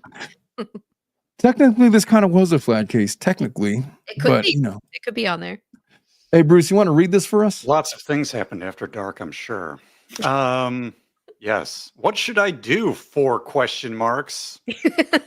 Oh boy. My wife has finally confirmed she cheated. Ellipses. I'm a 32-year-old male. My wife is 26. We've been together for 5 years, married for 1, and have 2 kids together, plus 2 children, each from previous relationships. Wow, 6 kids. I've been the breadwinner for most of our relationship, though she also works. In 2023, she wanted to join the Army, and since we had just gotten married, I agreed. As a veteran, I thought it would be a good opportunity for our family, especially since the Army had cleared her waivers. Before she left, I told her I would need emotional support as the roles would change and I would be caring for 4 kids under 7. Oh, okay. Oof. She reassured me that she would write as much as possible during basic training. Oh boy. I'd be like, woohoo! Foreshadowing. Training sounds better than 4 kids under 7. A week after she left, I was adjusting to being a full-time father. But as time went on, she wasn't really asking how we were doing. She was more interested in whether my daughter's mom and I were getting close. I let her know that all I thought about was her, but whenever she got her phone, this was always her topic. 4 weeks went by, and we still hadn't received a letter from her, even though I had sent more than 5. On Father's Day, her company got their phones, and when we talked, the first 15 minutes didn't go as I hoped. Semicolon. We argued because she brought up my daughter's mom again. Her friend in the background told her she had to go, and I told my wife I loved her and was proud of her. Hmm. Later, as I looked for weekly photos on her battalion's Facebook group, oh boy, I noticed many families. Oh, this is long. I noticed many families had an hour and a half of phone time while we only had 17 minutes. I made a Hmm. post asking if anybody else had the same experience, and I was the only one. She ignored me and lied about not having the extra time, saying she preferred to listen to music on Father's Day while I was caring for 4 kids alone. It was upsetting to say the least, but eventually I accepted her apology. How does he have an hour and a half on Father's Day while caring for 4 kids? That's my question. I'm I just don't kidding. know. Yeah. I don't know. Well, Maybe he had all the kids gathered around the phone on put on speakerphone. Blue's Clues or whatever. She graduated boot camp and we got to see her, which was beautiful. I then drove her to her AIT. What is that, Brad? Advanced individual training. Okay. Where she would have her phone full time. We communicated often, but the disrespect became unbearable. So I focused on my friends and the kids. We were eventually stationed at our first duty station, and things were good until she lied to me again. EM dash. This time I caught her physically. Uh oh. She said she was feeling sick, and I offered to bring her Gatorade and soup, but she declined, saying her friend from reception would bring it. I insisted, but she said no. This friend, a lesbian who was very handsy when we FaceTimed. Oh, What? What? Read that. Read the man. sentence again. This friend, EM dash, a lesbian who was very handsy when we FaceTimed, EM dash. Nancy with who? I don't With his know. wife. Very confusing. His wife, I think, like, his wife was FaceTiming him, and then this friend was she's like, "Oh, this is my friend Veronica," and Veronica's like, "Oh my god, hi," and just is, Oh, like, is grabbing her boobs or Oh, is something, she obviously. cheating on her with her? Okay. Yeah. Who was who she mentioned? Since we share locations, oh boy, location sharing is enabled. I decided to call her and head over. She claimed she was making a few stops and was alone, but when I got there, she was in the passenger seat with the friend Dun, dun, driving dun. Parental. When I asked who her friend was, the friend responded with, "Who the fuck are you?" What? Wait, but if he saw her on FaceTime, how would the friend not know who he was? Maybe she Yeah. talks to a lot of guys on FaceTime and she just didn't connect the dots. Maybe he shaved Mm. or something. A shouting match followed until I told the friend to get out of the rental, and my wife came home with me. I was upset, Controlling. but understood she wasn't feeling well, so I didn't react further. The next day, my wife was called in about the incident, and they treated it like a domestic violence situation. Oh my. The friend claimed I snatched my wife out of the car, and I was informed there was a bolo be on the lookout issued for me. Oh Oh my my. I god. was charged with assault, and both my wife and I were confused as to why. I was barred from the installation, so I had to sleep in my van. This is so complicated until I found a place to stay while waiting for an appeal. Um, I mean, Laura's lucky she's not living in a van. A month later, I moved into an apartment.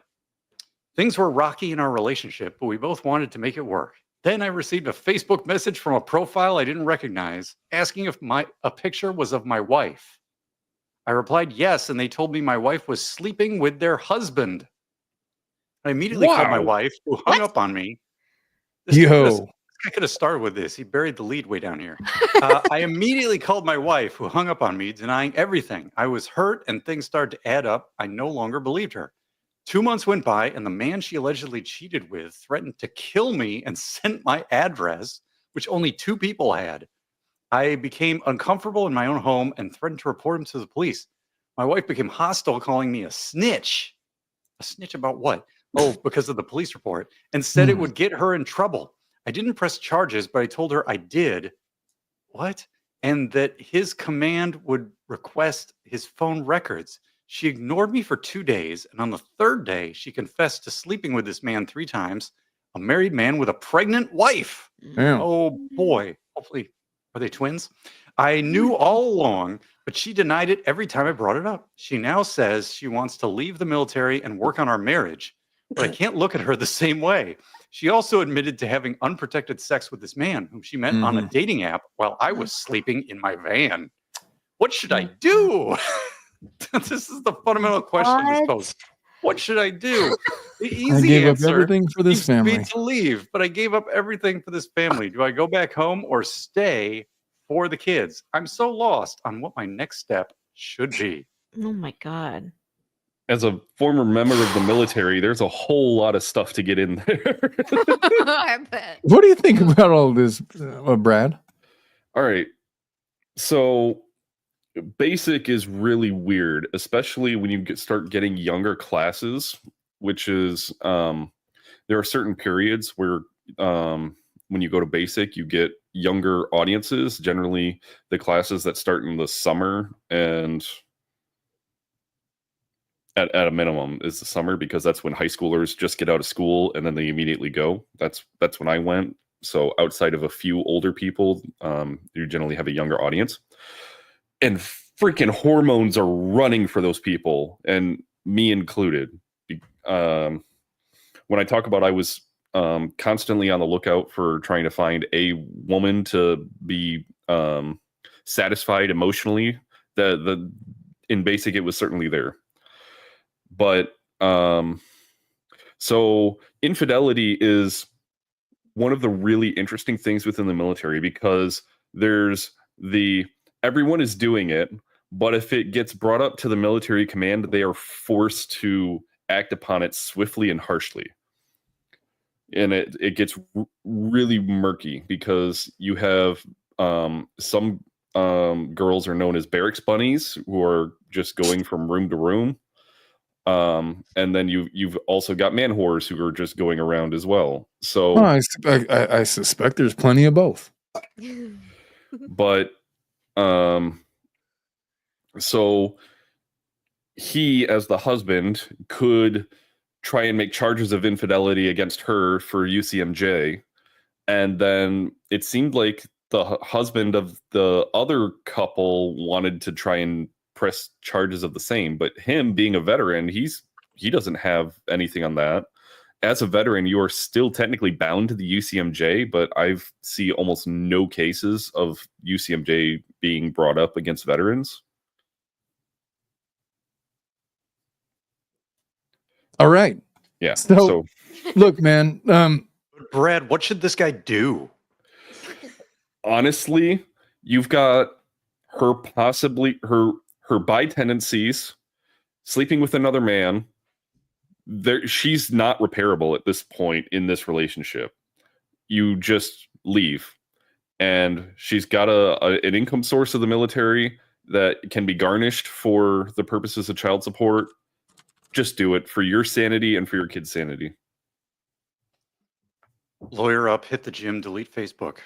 I forgot. Like, these people are not married, or they are married. They are married. 1 year. Oh, shit. They've been together for 5 years, so she was 21 when they got together, Yeah. and she already had a child before that. There's 6 kids, if I'm reading it right. No, was 4 two. kids. Four.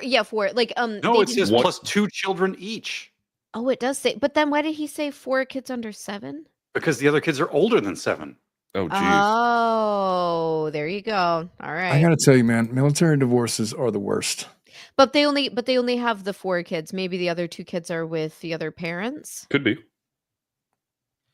Yeah, maybe. I mean, they say they have these kids. I mean, he didn't say how often they have them. Right. Well, here's the bottom line. Look, they're married. They have these kids. The biggest question that he has is it's not about the infidelity. Infidelity is what it is. She went away. She's fucking around while she's in the service. He knew about it. He found out. From a family law attorney's perspective, it's like, well, I mean, well, fuck. It is what it is. And he's going to have to deal with the emotional fallout from all of that. And then where does he go from here? I mean, I'm not sure if she would be willing to take him back, even if he were to acquiesce to say, you know what, I forgive you. Let's stay together and work it out for the sake of the kids. I'm not sure that she's even willing to do all of that. And in the event that she were to like play lip service to it at all, what measure of respect would she have for him going forward after all of that? I don't see that working out either way. And so inevitably what you have is a marriage. She's in the military. She's getting military benefits. They got things that they've built together over the course of time. And they're going to have to figure it all out. But chief amongst all of that is, what do we do with custody and visitation? And I promise you, there's not a world that exists where she's going to be like, oh yeah, definitely, we're going to have 50-50 equal access to the kids. No, it's going to be like, look, whoever his replacement is going to be, and I guarantee you she's got a replacement in mind, is going to start playing the role of stepfather. And it's going to be a lot more convenient for her to start imagining scenarios where she gets to live her life without her ex in the picture, and stepdad comes, and in her mind, it's all going to work out perfectly. We're going to be this happy family. This isn't going to be a relationship that was generated or has this foundation in infidelity and all this other stuff, whatever. This is going to be exactly what, her fairy tale, whatever, all the things that she had preconceived. That's what's in her mind. And so she's going to try everything in her power. And I don't know this about her. I just could see it, that she's going to want to limit interactions with dad. She's going to say he's ill-equipped to raise the kids. Never mind that he's been taking care of the kids while she's been gone. She's going to find a way. There's going to be domestic violence. There's going to be accusations of substance abuse because they smoked weed together once 4 years ago. There's going to be all kinds of insinuations about how he is substandard to be the primary parent for a set of children, and he's going to have a custody battle on his hands. And so it's not even so much about this lady has cheated on him and it's the end of his relationship. His bigger question needs to be in how he's going to go about securing his place as the father of these children when their mother is so ready and willing to give him up because he no longer has any value to her. And it's not really an easy answer for him. What do you do? She's been cheating on him for all this time. He says, what should I do? What should I do? I don't know. I guess first step is he needs to come. Look, this is one of those cases there's not a road to salvation for this one. There's no salvaging this relationship. I don't know, Schnitzel, if you're 32, he's a 32, she's 26. They're together for 5 years, married for one. It's a brand new marriage. She's right on the cusp of becoming a fully formed adult. What's the likelihood? It's oh yeah, I was just kidding with all these other relationships I was having. Let's just go be a happy family again. I think there's lots of problems there. Yeah. Yep. But the thing is even as an E3 with less than 2 years of service, her monthly pay is only $2,700, not including housing allowances, food allowances, things like that. But that's meant for the soldier specifically. She's going to be requesting child support. Well, keep that in mind. If she gets the parenting time, but that's going to be the harder thing because he doesn't have a fully fleshed career because she's been the breadwinner. Yeah. Does she say that she's still in the military, or is she done with all of that, or No. is she still ongoing? By the reading of the thing, she's still in the military. My experience with people that are in the military is that they're gone for months at a time, and then they come back, and then they usually switch. And then it's usually in the time when the other parent is gone, where the party that stays home applies for primary parentage. And so I don't know where they're going to land with all of that. He says, I've been the breadwinner for most of our relationship. She also works. She wants to join the army. She's in the army. They've only been married for a year. It's a short-term marriage. Her benefits. So what, since 2023, she's been in the military? I thought it'd be a good opportunity for her family. Oh, yeah. Where does it say she's been there longer than 2023? No. So 2023, yeah, that'd be 2 years. So it really doesn't matter. Yeah, emotional support. And then we're going on this stuff, all the cheating and all this stuff. She's stationed, first duty.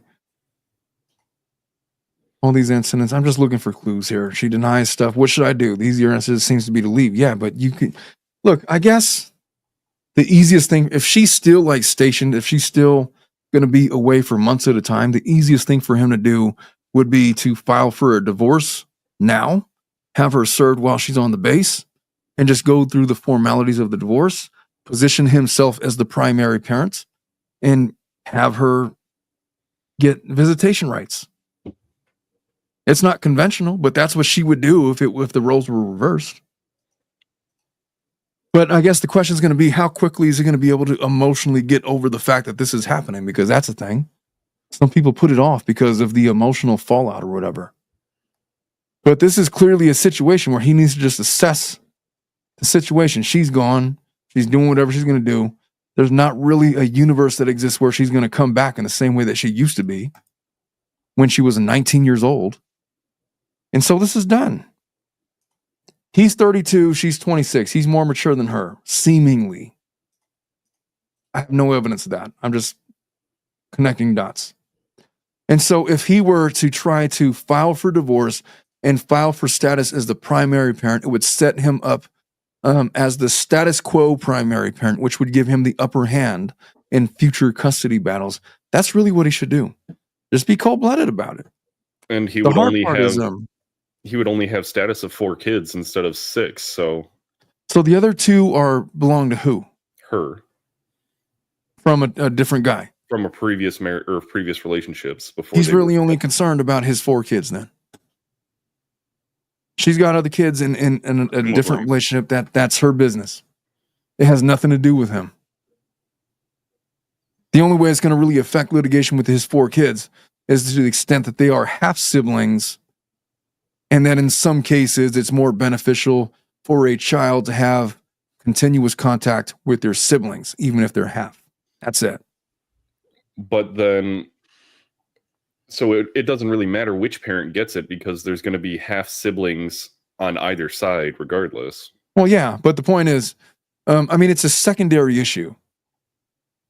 He files for divorce now. He asks for primary parent status because he's been taking care of the children by himself since about, it's not clear to me, how long has it been since he's been the primary parent of these children? 2023 when she joined the military. Is that when she joined the military or when she started working? Married from when, have 2 kids plus 2 children, each from previous relationships. She works and, I guess it was 23, wasn't it? Yeah, so for the last 2 years, he's been primary parent. So now would be the time. Say, look, following the status quo, I've always been the one because she's been gone in the military. And so I want to be the primary parent for purposes of everything. And we'll work out a visitation schedule, whatever that's going to be, that her Army schedule is going to allow. If he waits until sometime later, knowing that this is already dead in the water, let's say he waits until she's done with the Army. Now she's back home. He's going to have a much tougher argument to make. So he's got to do it now. But he's going to have to deal with all of these emotions about he just got cheated on and all the things he just saw on FaceTime. And I guess that there's been death threats. He said 2 people had his address and now he's getting threatened by some guy. I mean, that's a lot to process, man. But from a legal standpoint, he's got to do what he's got to do. File the paperwork. Just because he filed paperwork for divorce doesn't mean it has to be official. But it puts you in a position and a parenting plan where I just don't foresee a circumstance where she's just going to be, oh yeah, let's just do 50-50. No, if she had the opportunity, she would have designs on becoming primary parent herself. And then your access to your 4 children is gone. In a lot of respects, that's why men stay in bad relationships, because they don't want to lose access to their children, because they're not in a position to be the primary parent because they work and mom stays home. In this case, it's reversed. So he should just take advantage of it now. Whatever's going to happen in the future is going to happen, but legally he has to act right now. That's my assessment of this case. What do you guys think of that? Yeah, I think he needs to get out of the marriage, and if it's meant to be, they can get remarried at a later date and they can decide to work on things, I guess, if they want to do that, but he needs to protect himself and the kids. Yes. Especially because in the second to last paragraph, he mentions she wanted to potentially leave the military and work on their relationship, which would put him in the worst situation that you mentioned before. how much would you trust a 26-year-old that tells you that they want to work on their relationship after just going hog wild? I'm not saying that sentence is important because it might be true. I'm saying that if what you're saying is that he needs to file now before she leaves the military, she's already sent signals that she might leave the military, regardless of the reason why. Right. It's just a logistical detail. I would say getting out of the environment of the military could be beneficial because in the same way that you don't allow an alcoholic to have alcohol in the house, you remove it from the situation and you, in theory, would be able to have a better chance of working on things. He says, I gave up everything for this family. Do I go back home or stay for the kids? Go back home with the kids. Yeah. I mean, I think that that's the way to go. I just feel like if she has an opportunity, she's going to be filing for primary parent status. I've seen it way too many times where this happens. And then people get it in their mind that, oh, their new partner should have been the parent of the children all along. And then they try to remove the other parent from the children's lives. The old switcheroo. Yeah. I mean, sometimes people are reasonable and they actively try to co-parent. Other times people are real malicious with it.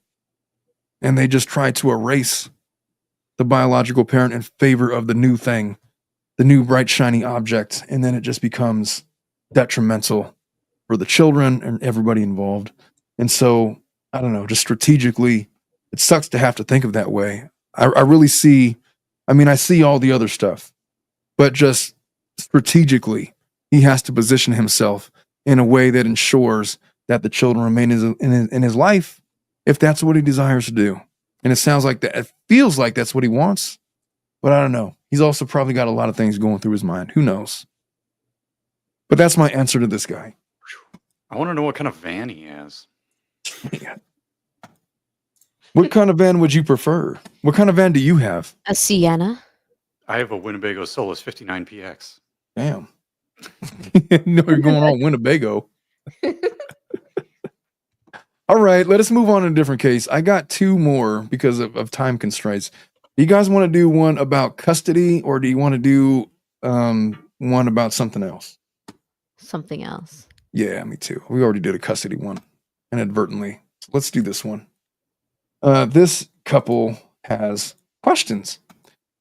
Sex advice for a young couple. Oh, this is something else. Isn't it? So these people are 31, wife is 30. Coming up on 2 years of marriage. Oh, the newlyweds, aren't they? At the end of July. They've dated for 2 years before getting married. And even by that point, my family was not on board with our relationship as he was raised in a different faith background. Well, who said they get a say? I was raised to remain pure until marriage. Oh, I'm so looking forward to this. I haven't read it ahead of time. I'm just already a fan of where this is headed. Headed? Is this Maddie Pruitt? What's going on? I don't know what it is. Who's Maddie Pruitt? Who is Maddie Pruitt? What the fuck? I don't know. Oh, she's this lady from The Bachelor, and she's famously saving herself for marriage or whatever. And then she married over here. Married the kid of a billionaire, and you're kind of like, is he gay? He's gay curious. If he's got $1 billion, does it matter? Not that I know of.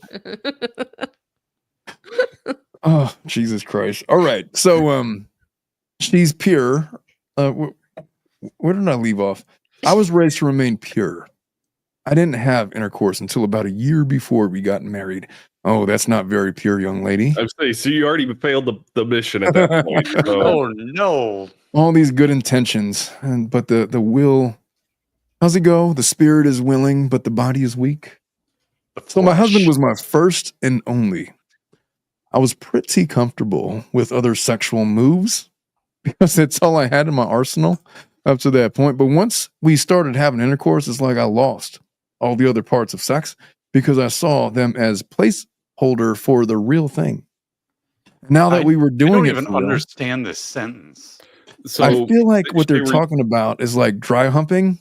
Well, she was using blowies and hand jobs to be the placeholders. Like if you Oh, continue That waiting for me, oh, okay. Other makes sexual way more moves sense. means not intercourse. Yeah. Okay. Yeah, Okay. that's way more logical in my idea. And now that we were doing it for real, I didn't think we needed the other stuff anymore. Well, needless to say, it's been a long, difficult road for our sex life. I don't know why that's needless to say, especially since I dealt with a huge load of guilt about marrying outside the faith and had huge doubts the whole first year or so of our marriage. My question is this. My husband wants me to initiate more and feels like I only show him I love him when it's convenient for me. I'm still struggling to figure out how sex and sexy times can fit into the everyday routines of daily life. It's like I can't decompartmentalize. I've also wondered if I just have a really low libido. And they don't have kids? Not yet. Fuck. They're doomed. well, nothing here says that they have kids. So Yeah, I mean, not Yeah. that I could tell. I feel like she would mention it if they had kids. All I'll Yeah. say is it doesn't get any easier to Yeah. work No. on your sex life after you have kids. They're only 2 years in. I mean, there's so many things. She finishes. So how can I help fill my husband's high libido without it feeling like a chore for me? That sounds terrible, but I'm not sure how else to word it. Nobody told me sex would be this complicated when they said just to wait until marriage. Maybe that's a good argument for not waiting. 900 exclamation points. 69. 69 exclamation points. So she says, edit. Maybe what I should be asking is how to reignite the passion and lust for my hubby that I somehow seem to have lost through all this mess. I have the answer. What They is need to see an intimacy therapist. what is an intimacy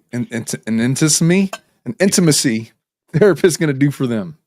Because she associates sex with his pleasure and probably him orgasming, and she doesn't see how intimacy can be just physical touch, just rubbing someone's back, just giving them a kiss, just cuddling on the couch, just a handy, just a blowy that gets you pregnant with twins. She doesn't see how all of those things can be intimacy. And what she and I think probably her husband is craving isn't necessarily for her to initiate more just to bang. I think he's probably missing intimacy, and maybe he doesn't even recognize that himself. So I think they should work with someone who specializes in discovering, like, other than just a regular therapist. I think they can help, but I think they need to go more for the jugular in this case, and just like, what does intimacy mean to each of them, and how can they, like, what do you feel like is missing, what are you hoping for more from your partner, blah blah blah, all that stuff. Well, I would answer it like this. I would say that when young folks are in the initial throes of their relationship, lust comes easily, right? Because that's all there is lust and attraction and curiosity and, finding out about each other in that way. That's all it is. And then you get married and you got to become adults. And then this person that was only fulfilling those other things is now you're getting acquainted with them in the more adult aspects of life. And it just adds to it. And it's not sexy to fucking do your taxes or to raise children. They don't have children yet. It's not sexy to pay bills. It's not sexy to be exhausted after a day of cleaning and, him coming home from work doing whatever he does or whatever she does with her career. Man. Yeah, you start attaching more and more things to your partner. And all of those things are not going to be the sexy things that attracted you to them in the first place. And the confusion, I think, for a lot of folks, for a lot of young folks especially, is how do I keep it all about that? Well, I guess if you forgot about all of the other stuff that was going on in your life, it would be easy. But the problem is you can't, because you all are adults. And then with her, she's talking about faith plays a role, and I was saving myself for marriage. Fun experience. She probably doesn't even know what intimacy is to her. Not a clue. Not a clue. Because sometimes when you come home from work and your back is sore and your knees are shot and you're mentally exhausted and you have no energy to do anything, you can barely drag yourself into the house because you're so just physically exhausted. There's nothing more needed than just maybe a little bit of a cuddle, or maybe a little bit, like you said, a back rub. Maybe the woman wants like a foot rub or whatever. Maybe that she just wants to be you to hear about her day. Intimacy just takes on so many other infinite avenues. It's not all just about like the endless pursuit of orgasm. Because you're going to get older. And those things are going to become less and less prevalent as you get older.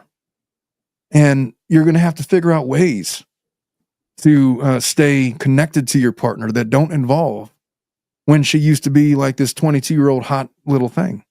Or when he used to be like, washboard, six-pack abs, 27-year-old athlete. Well, I guess they're the same age, aren't they? Yeah. But people evolve. They get older. They get out of shape. They got to cook. They got to clean. They got to pay the bills. They got to raise children. They got to do all of these other things. And then he's fallen into this trap where it's like acceptance from his wife to him is in how she sexually performs for him, in complete and utter blindness to all of the other things that she might be doing for him. And I don't know what she's doing. It could be, taking care of the household. It could be she has her own career that she's contributing to the bills. You all have separate lives. As much as you guys are married and supposed to be this thing that comes together as one, you guys are still separate entities that exist apart from each other, whether you like it or not. And that's a good thing.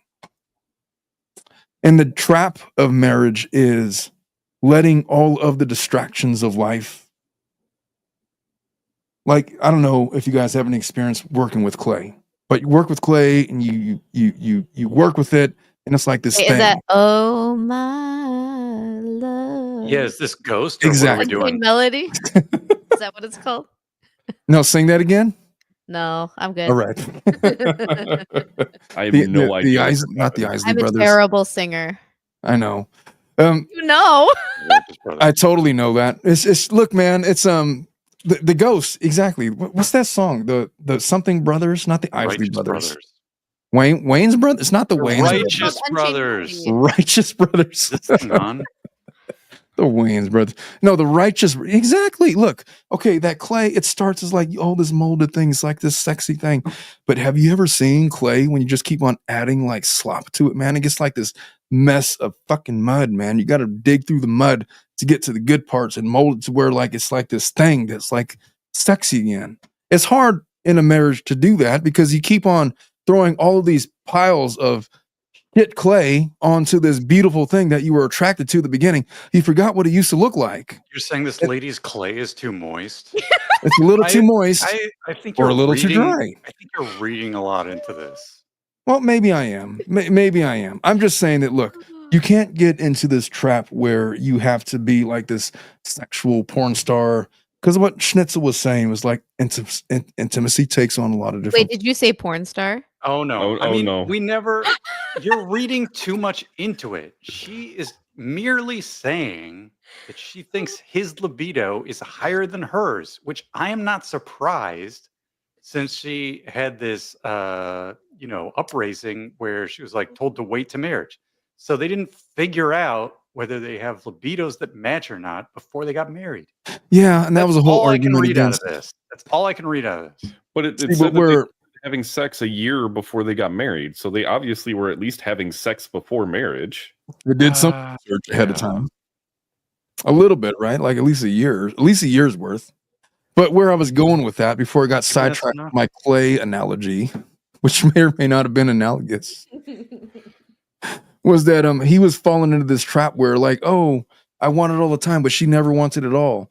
And then it's become this thing like, I don't understand how to make him know that I'm still like with him. I just don't have the same libido. Like they have this mismatched libido. He wants it all the time. She just said he wants her to initiate more, and he has a higher libido than her. What would his definition of initiation be? Do you think? We don't know. Yeah, but what would you speculate that it is? What? Let's pretend that we're David Jingris for a minute. Let's speculate. My interpretation is that he probably tries to initiate, and sometimes she will say, "Hey, I'm not in the mood," and so he wants her to initiate. Like every now and then, maybe if she would like give me the green light, then it would be like go time. And like she just never does that because she's like, I mean, even something as simple as like the little finger thing, like here, come here, and like, ooh, something's gonna happen. I'm gonna go. What's the little finger thing again, Brad's Brad? little finger thing. What? No. Oh Your my. wife appears around the corner and gives you that look. It goes, come here. Come hither look. Yeah, That would freak me the fuck out, honestly, if she did the little finger thing. You'd be like, what are you doing? Not what the fuck are you she's doing? the finger thing on you. I'm just saying. Ain't nobody doing no finger things on me, Brad. I will say, in my experience, 100% of the time, the guy is down if you approach them. I mean, it just depends. In this case, certainly she's saying his libido is higher. But I don't even, again, I think that it's not even necessarily about that. I think it's about intimacy and That's fair. just maybe not having that closeness so that like bucket is empty in their relationship. And he's wanting to feel that closeness, not necessarily the sexual part of it, if that makes sense. By the way, Just J Hip with 5 says, Omar, could you put in a good word for me with Jingris because he's blocked me twice? Well, I can't put on a good word because I'm dead to him, so. And he's burned our 100% Yeah. not watching that stream. Totally not. Look, I just feel like couples, men particularly, they fall into this trap where they associate acceptance from their lady by how often they get lucky, and they start putting on Excel spreadsheets. We've seen this like multiple weeks in a row now, where guys are like keeping track of how many times they get turned down by their lady. And then it just becomes this thing, and then she gets sick of having to deal with it every single night. She's already anticipating he's going to ask. He's already turned off just by the very prospect, just subconsciously. And it becomes like this roadblock to like whatever it is that would get them over that fact. He's putting the sex on a pedestal in a way that is off-putting to the woman. He's already falling into that trap with her. And she's like saying, I don't know how the fuck. His libido's so high, mine's so low. How do we reconcile the two? That's what she's asking at her heart, right? I wondered if I have a really low libido. If so, how can I fulfill my husband's high libido without it feeling like a chore? She wants to fulfill his needs, but fuck, she's not in the mood every day. Maybe if he spaced it out. I mean, I don't know if he's like trying to do it like every night, twice. I twice still a day think or whatever. maybe they are just fundamentally incompatible, and it just took them this long to figure it out. I don't know, man. I What do know you mean? very That's few. my hypothesis. I don't know very many married couples that, not that all of married couples report back to me about their sex habits. I'm just saying, I don't know very many married people that report that they're having sex like every night, even every other day. I think that you're doing pretty good if you're getting it in like once a week. It's not about an absolute number being high. It's about rate matching. If what you want and what I want are close enough, then our relationship can work. But if they're not close enough, it's about the DC offset. It's not about So the riddle me absolute this, value. Batman. So this is the issue, Bruce. Oh. These are religious folks, so we can assume that they are doomed to marriage for all time. Divorce is not allowed. Well, that's another weird thing. Well, she said, what was the thing at the top? They're not. We don't know what he is. They're not the same. They That's all said she breaking said. from the faith. So it's either could be something Mormonism. like she's Mormon and he's not, or Yeah. it Exactly. could be one is Islamic and one's not. Yeah. There's a whole lot of There's a difference. Yeah. I mean, even some Christian families don't want people even living in the same house before marriage. Like I had a group, 2 friends who got married, they got divorced, but who the mom was like very Christian, very religious, and did not want them. They were engaged, but she didn't want them living together until they got married. Where does she say that they were unequal? Wait, I want to say another interesting thing. Go all the way to the top. The girl was not allowed to be barefoot in his residence until they got married. What? That was another thing. The Christian. He was raised in a different faith. Yeah, that sounds definitely something different. Are you saying unequal in libido or? I'm not More? saying that. Well, Oh, no, you were asking where in the thing. no, they said different faith background. So you're Oh, right. yeah. I'm just trying to figure out what he is and what she is, and trying to get some insight into that. But she's very clearly tied to her faith. 2 years of marriage, different faith background. I guess his doesn't, the way he interprets his faith, that's the purity isn't like so important to him in his life for himself. My husband is my first and only. Who knows what his sexual background was? Mm-hmm. She was pretty comfortable with all the stuff that they were doing. I think that if they both had saved themselves for marriage, she would have said that. So I'm going to assume he's had sex at least once before. Yeah, must have. I mean, he's like 30 years old, 31 years old. He wants to initiate. Look, I mean, at 31 years of old, he's probably seen every category on Pornhub and has sexual partners. If I were to out the wazoo. So tell me more. Jesus Christ. This is what I would say to him. If he was like right in front of me right now on my couch, asking me about this stuff because he wanted a divorce or something. I don't know why else he would be on my couch. I'm just saying, if he was here, what I would tell him is, look, bro, you got to stop asking her every day. Why don't you just let it alone sometimes and just like let nature take its course? The bigger of a deal that you make it, then the bigger of a thing it's going to become. And then it's going to turn into this negative thing where it's just never going to happen. Well, if you ignore it, it could do that too. You don't have to ignore it without like not asking for it every day, Like sometimes you could try to get it without like verbally asking for it. Like sometimes you could just like do shit around the house, or sometimes you could just do like all the other little intimate things that lead to things and like make it like gotta get that back rub in. Prioritize other stuff than Active service, man. Sometimes my love languages have switched since having a baby. Yeah, we don't know what their preferred love languages are. I can guess his. I mean, I don't really give a shit what their love languages are, to be honest with you. But if he's going to keep on asking her every single night for sex and she's going to keep turning him down, then it's just going to become a habit. If you're giving him advice, it might be important. I mean, I'm not a psycho.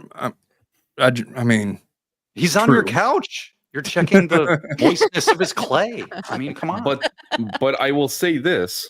There could be a negative association because 9 times out of 10, most people think of sex as a nighttime activity. I will bet you he would find it different and interesting if on a Saturday morning she tried to initiate. But she's not going to try to initiate unless, like, if he keeps on asking for it every day. You know what I mean?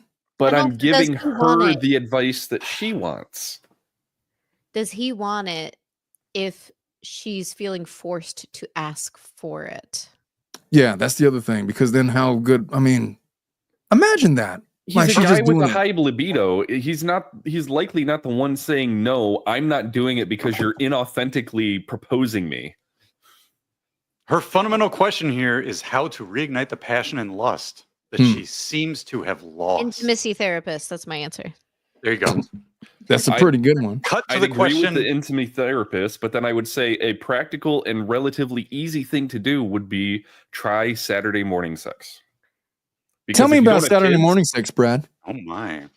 Brad, the cartoons are on. Come on. It's been a long while since that anyway, so I'm just gonna say it would be an interesting litmus test because one, it removes the association of nighttime, and if you're going to bed after work, after doing dinner, doing all these things, you're going to be tired, you're not going to be wanting to do anything. But in the morning, studies have shown that women's libido actually is higher in the morning.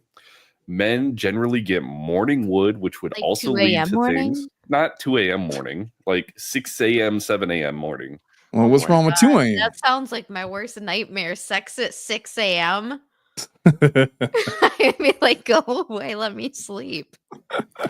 Well, you as a mom is different than her and him as a married, childless couple. I never got up at 6 a.m. anyway, unless I had to. Like, I had to. Like, not on purpose. No. Schnitzel Ninja's a night 9 a.m. I'm a night owl. Whatever the case may be, whatever time is, but I'm talking about that morning period where you have the availability of, you don't have to worry about going to work, getting up and getting my shower and doing my morning routine and all these other things, most people have Saturday mornings available. You know, if you're a faith-based person, Sunday mornings are probably going to be out unless you're Seventh-day Adventist, because you're going to be wanting to get up, go to church, go do activities and all that other thing, go to brunch afterwards, and sip on mimosas, whatever the case may be. This is complicated life. Well, Now I want a mimosa. I don't want a mimosa. I agree with the Saturday morning thing, you know, when there's less stuff going on. Or you like know. you said, like change up the routine. I bet that is good advice. Like if they don't want to spend money and go through that whole other process. Communication, therapy, and shake it up. That's all we got. I mean, we can't. Well, yeah, I can't really give. You're right. Can't really give much more than that, man. Stop begging like a dog. You know, don't make it like don't turn it into like this Pavlovian response where it's like every time he's asking, like she's like immediately turned off because she's sick of having to justify why she's tired or whatever. Like, I don't know. Sometimes a little bit of space is a good thing. But also intimacy coordinators are good. Communication is really good. Switching Intimacy up is really good. coordinator. Did I say coordinator? What I meant? Did. Intimacy coach?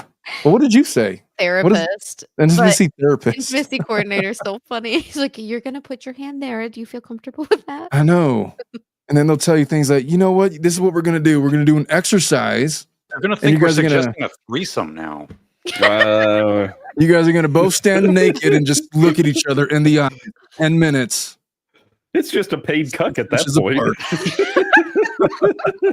Tomato. Who do I call? I don't know who you call, but Jesus. Wow. Just kidding. All right, Schnitzel's folks. looking for a job. We've been going for like Private 2 hours job. and 15 minutes talking about this stuff, man. I think we're good for FLAD for this week. I have other cases, but we don't got the time. We don't got the time. No, I'm all booked up after this. I know. With your new clients. Shut. Oh yeah, my new client. I thought you were gonna mention chess. Don't mention chess. Oh, I will not. What? Are we getting an epic chess battle? Nope, It we're was not. really epic. It wasn't very epic. It was super. When as expected. What are you talking about? Nothing. I Oh, think boy. it's mean. Anyway, I love you folks. Y'all have a wonderful weekend. And we will see you guys. Hey, do any guys have anything to plug? Well, Brad's or Bruce is doing his show on Jingris tomorrow, correct? That's the plan. Yeah, and then Brad is doing his streams on like a I don't know. What are you doing? Never a stream at the on, moment. Brad? Oh, and then Schnitzel is planning her next move to take over the world. I don't know. What are you planning, Yes, Schnitzel? baby. Yeah. Other than that, Maybe someday we'll get the body cam or whatever, or the 911 call from June I 10th, can't right? tell you how many calls have been made to the Phoenix PD. That's Yeah. so weird that they would be slow rolling that. Mhm. Yeah, I mean it's like, isn't it the largest jurisdiction in the country or the second largest? It's quite large. LA would be larger, I would It might think, be the but second largest. Depends on how they Maricopa, draw it out. I know Phoenix. Long Island is also pretty big. That's That big is long. counties. It's a long county. Anyway, yeah, so the same answer is given every time. But eyes are peeled for information. for I sure. wonder if it's under sequester. Nah. It's not. What's been said is that it is available. It's just backlogged Oh, every time. Everything's backlogged every single time. Need more interns. Every time. I will say the Scottsdale PD is much easier to work with I bet. from what I've heard. Compared to what? Phoenix PD. Oh, I see. Okay. Oh, okay. You know what? I don't have to answer to you. Oh, that was the wrong. Never mind. Bitch is running wild, man. That's the one I meant. I didn't realize there were two different things. Yes. Yep. Two different jurisdictions. Interesting. Even though the court was in Maricopa County, it was technically Phoenix PD who responded That's to the correct. calls. It was Yeah. their jurisdiction. All right, folks. I love you guys. My brain is fried, man. I'm going to have to end it here. I love you guys all. You guys have a wonderful weekend. Bye-bye.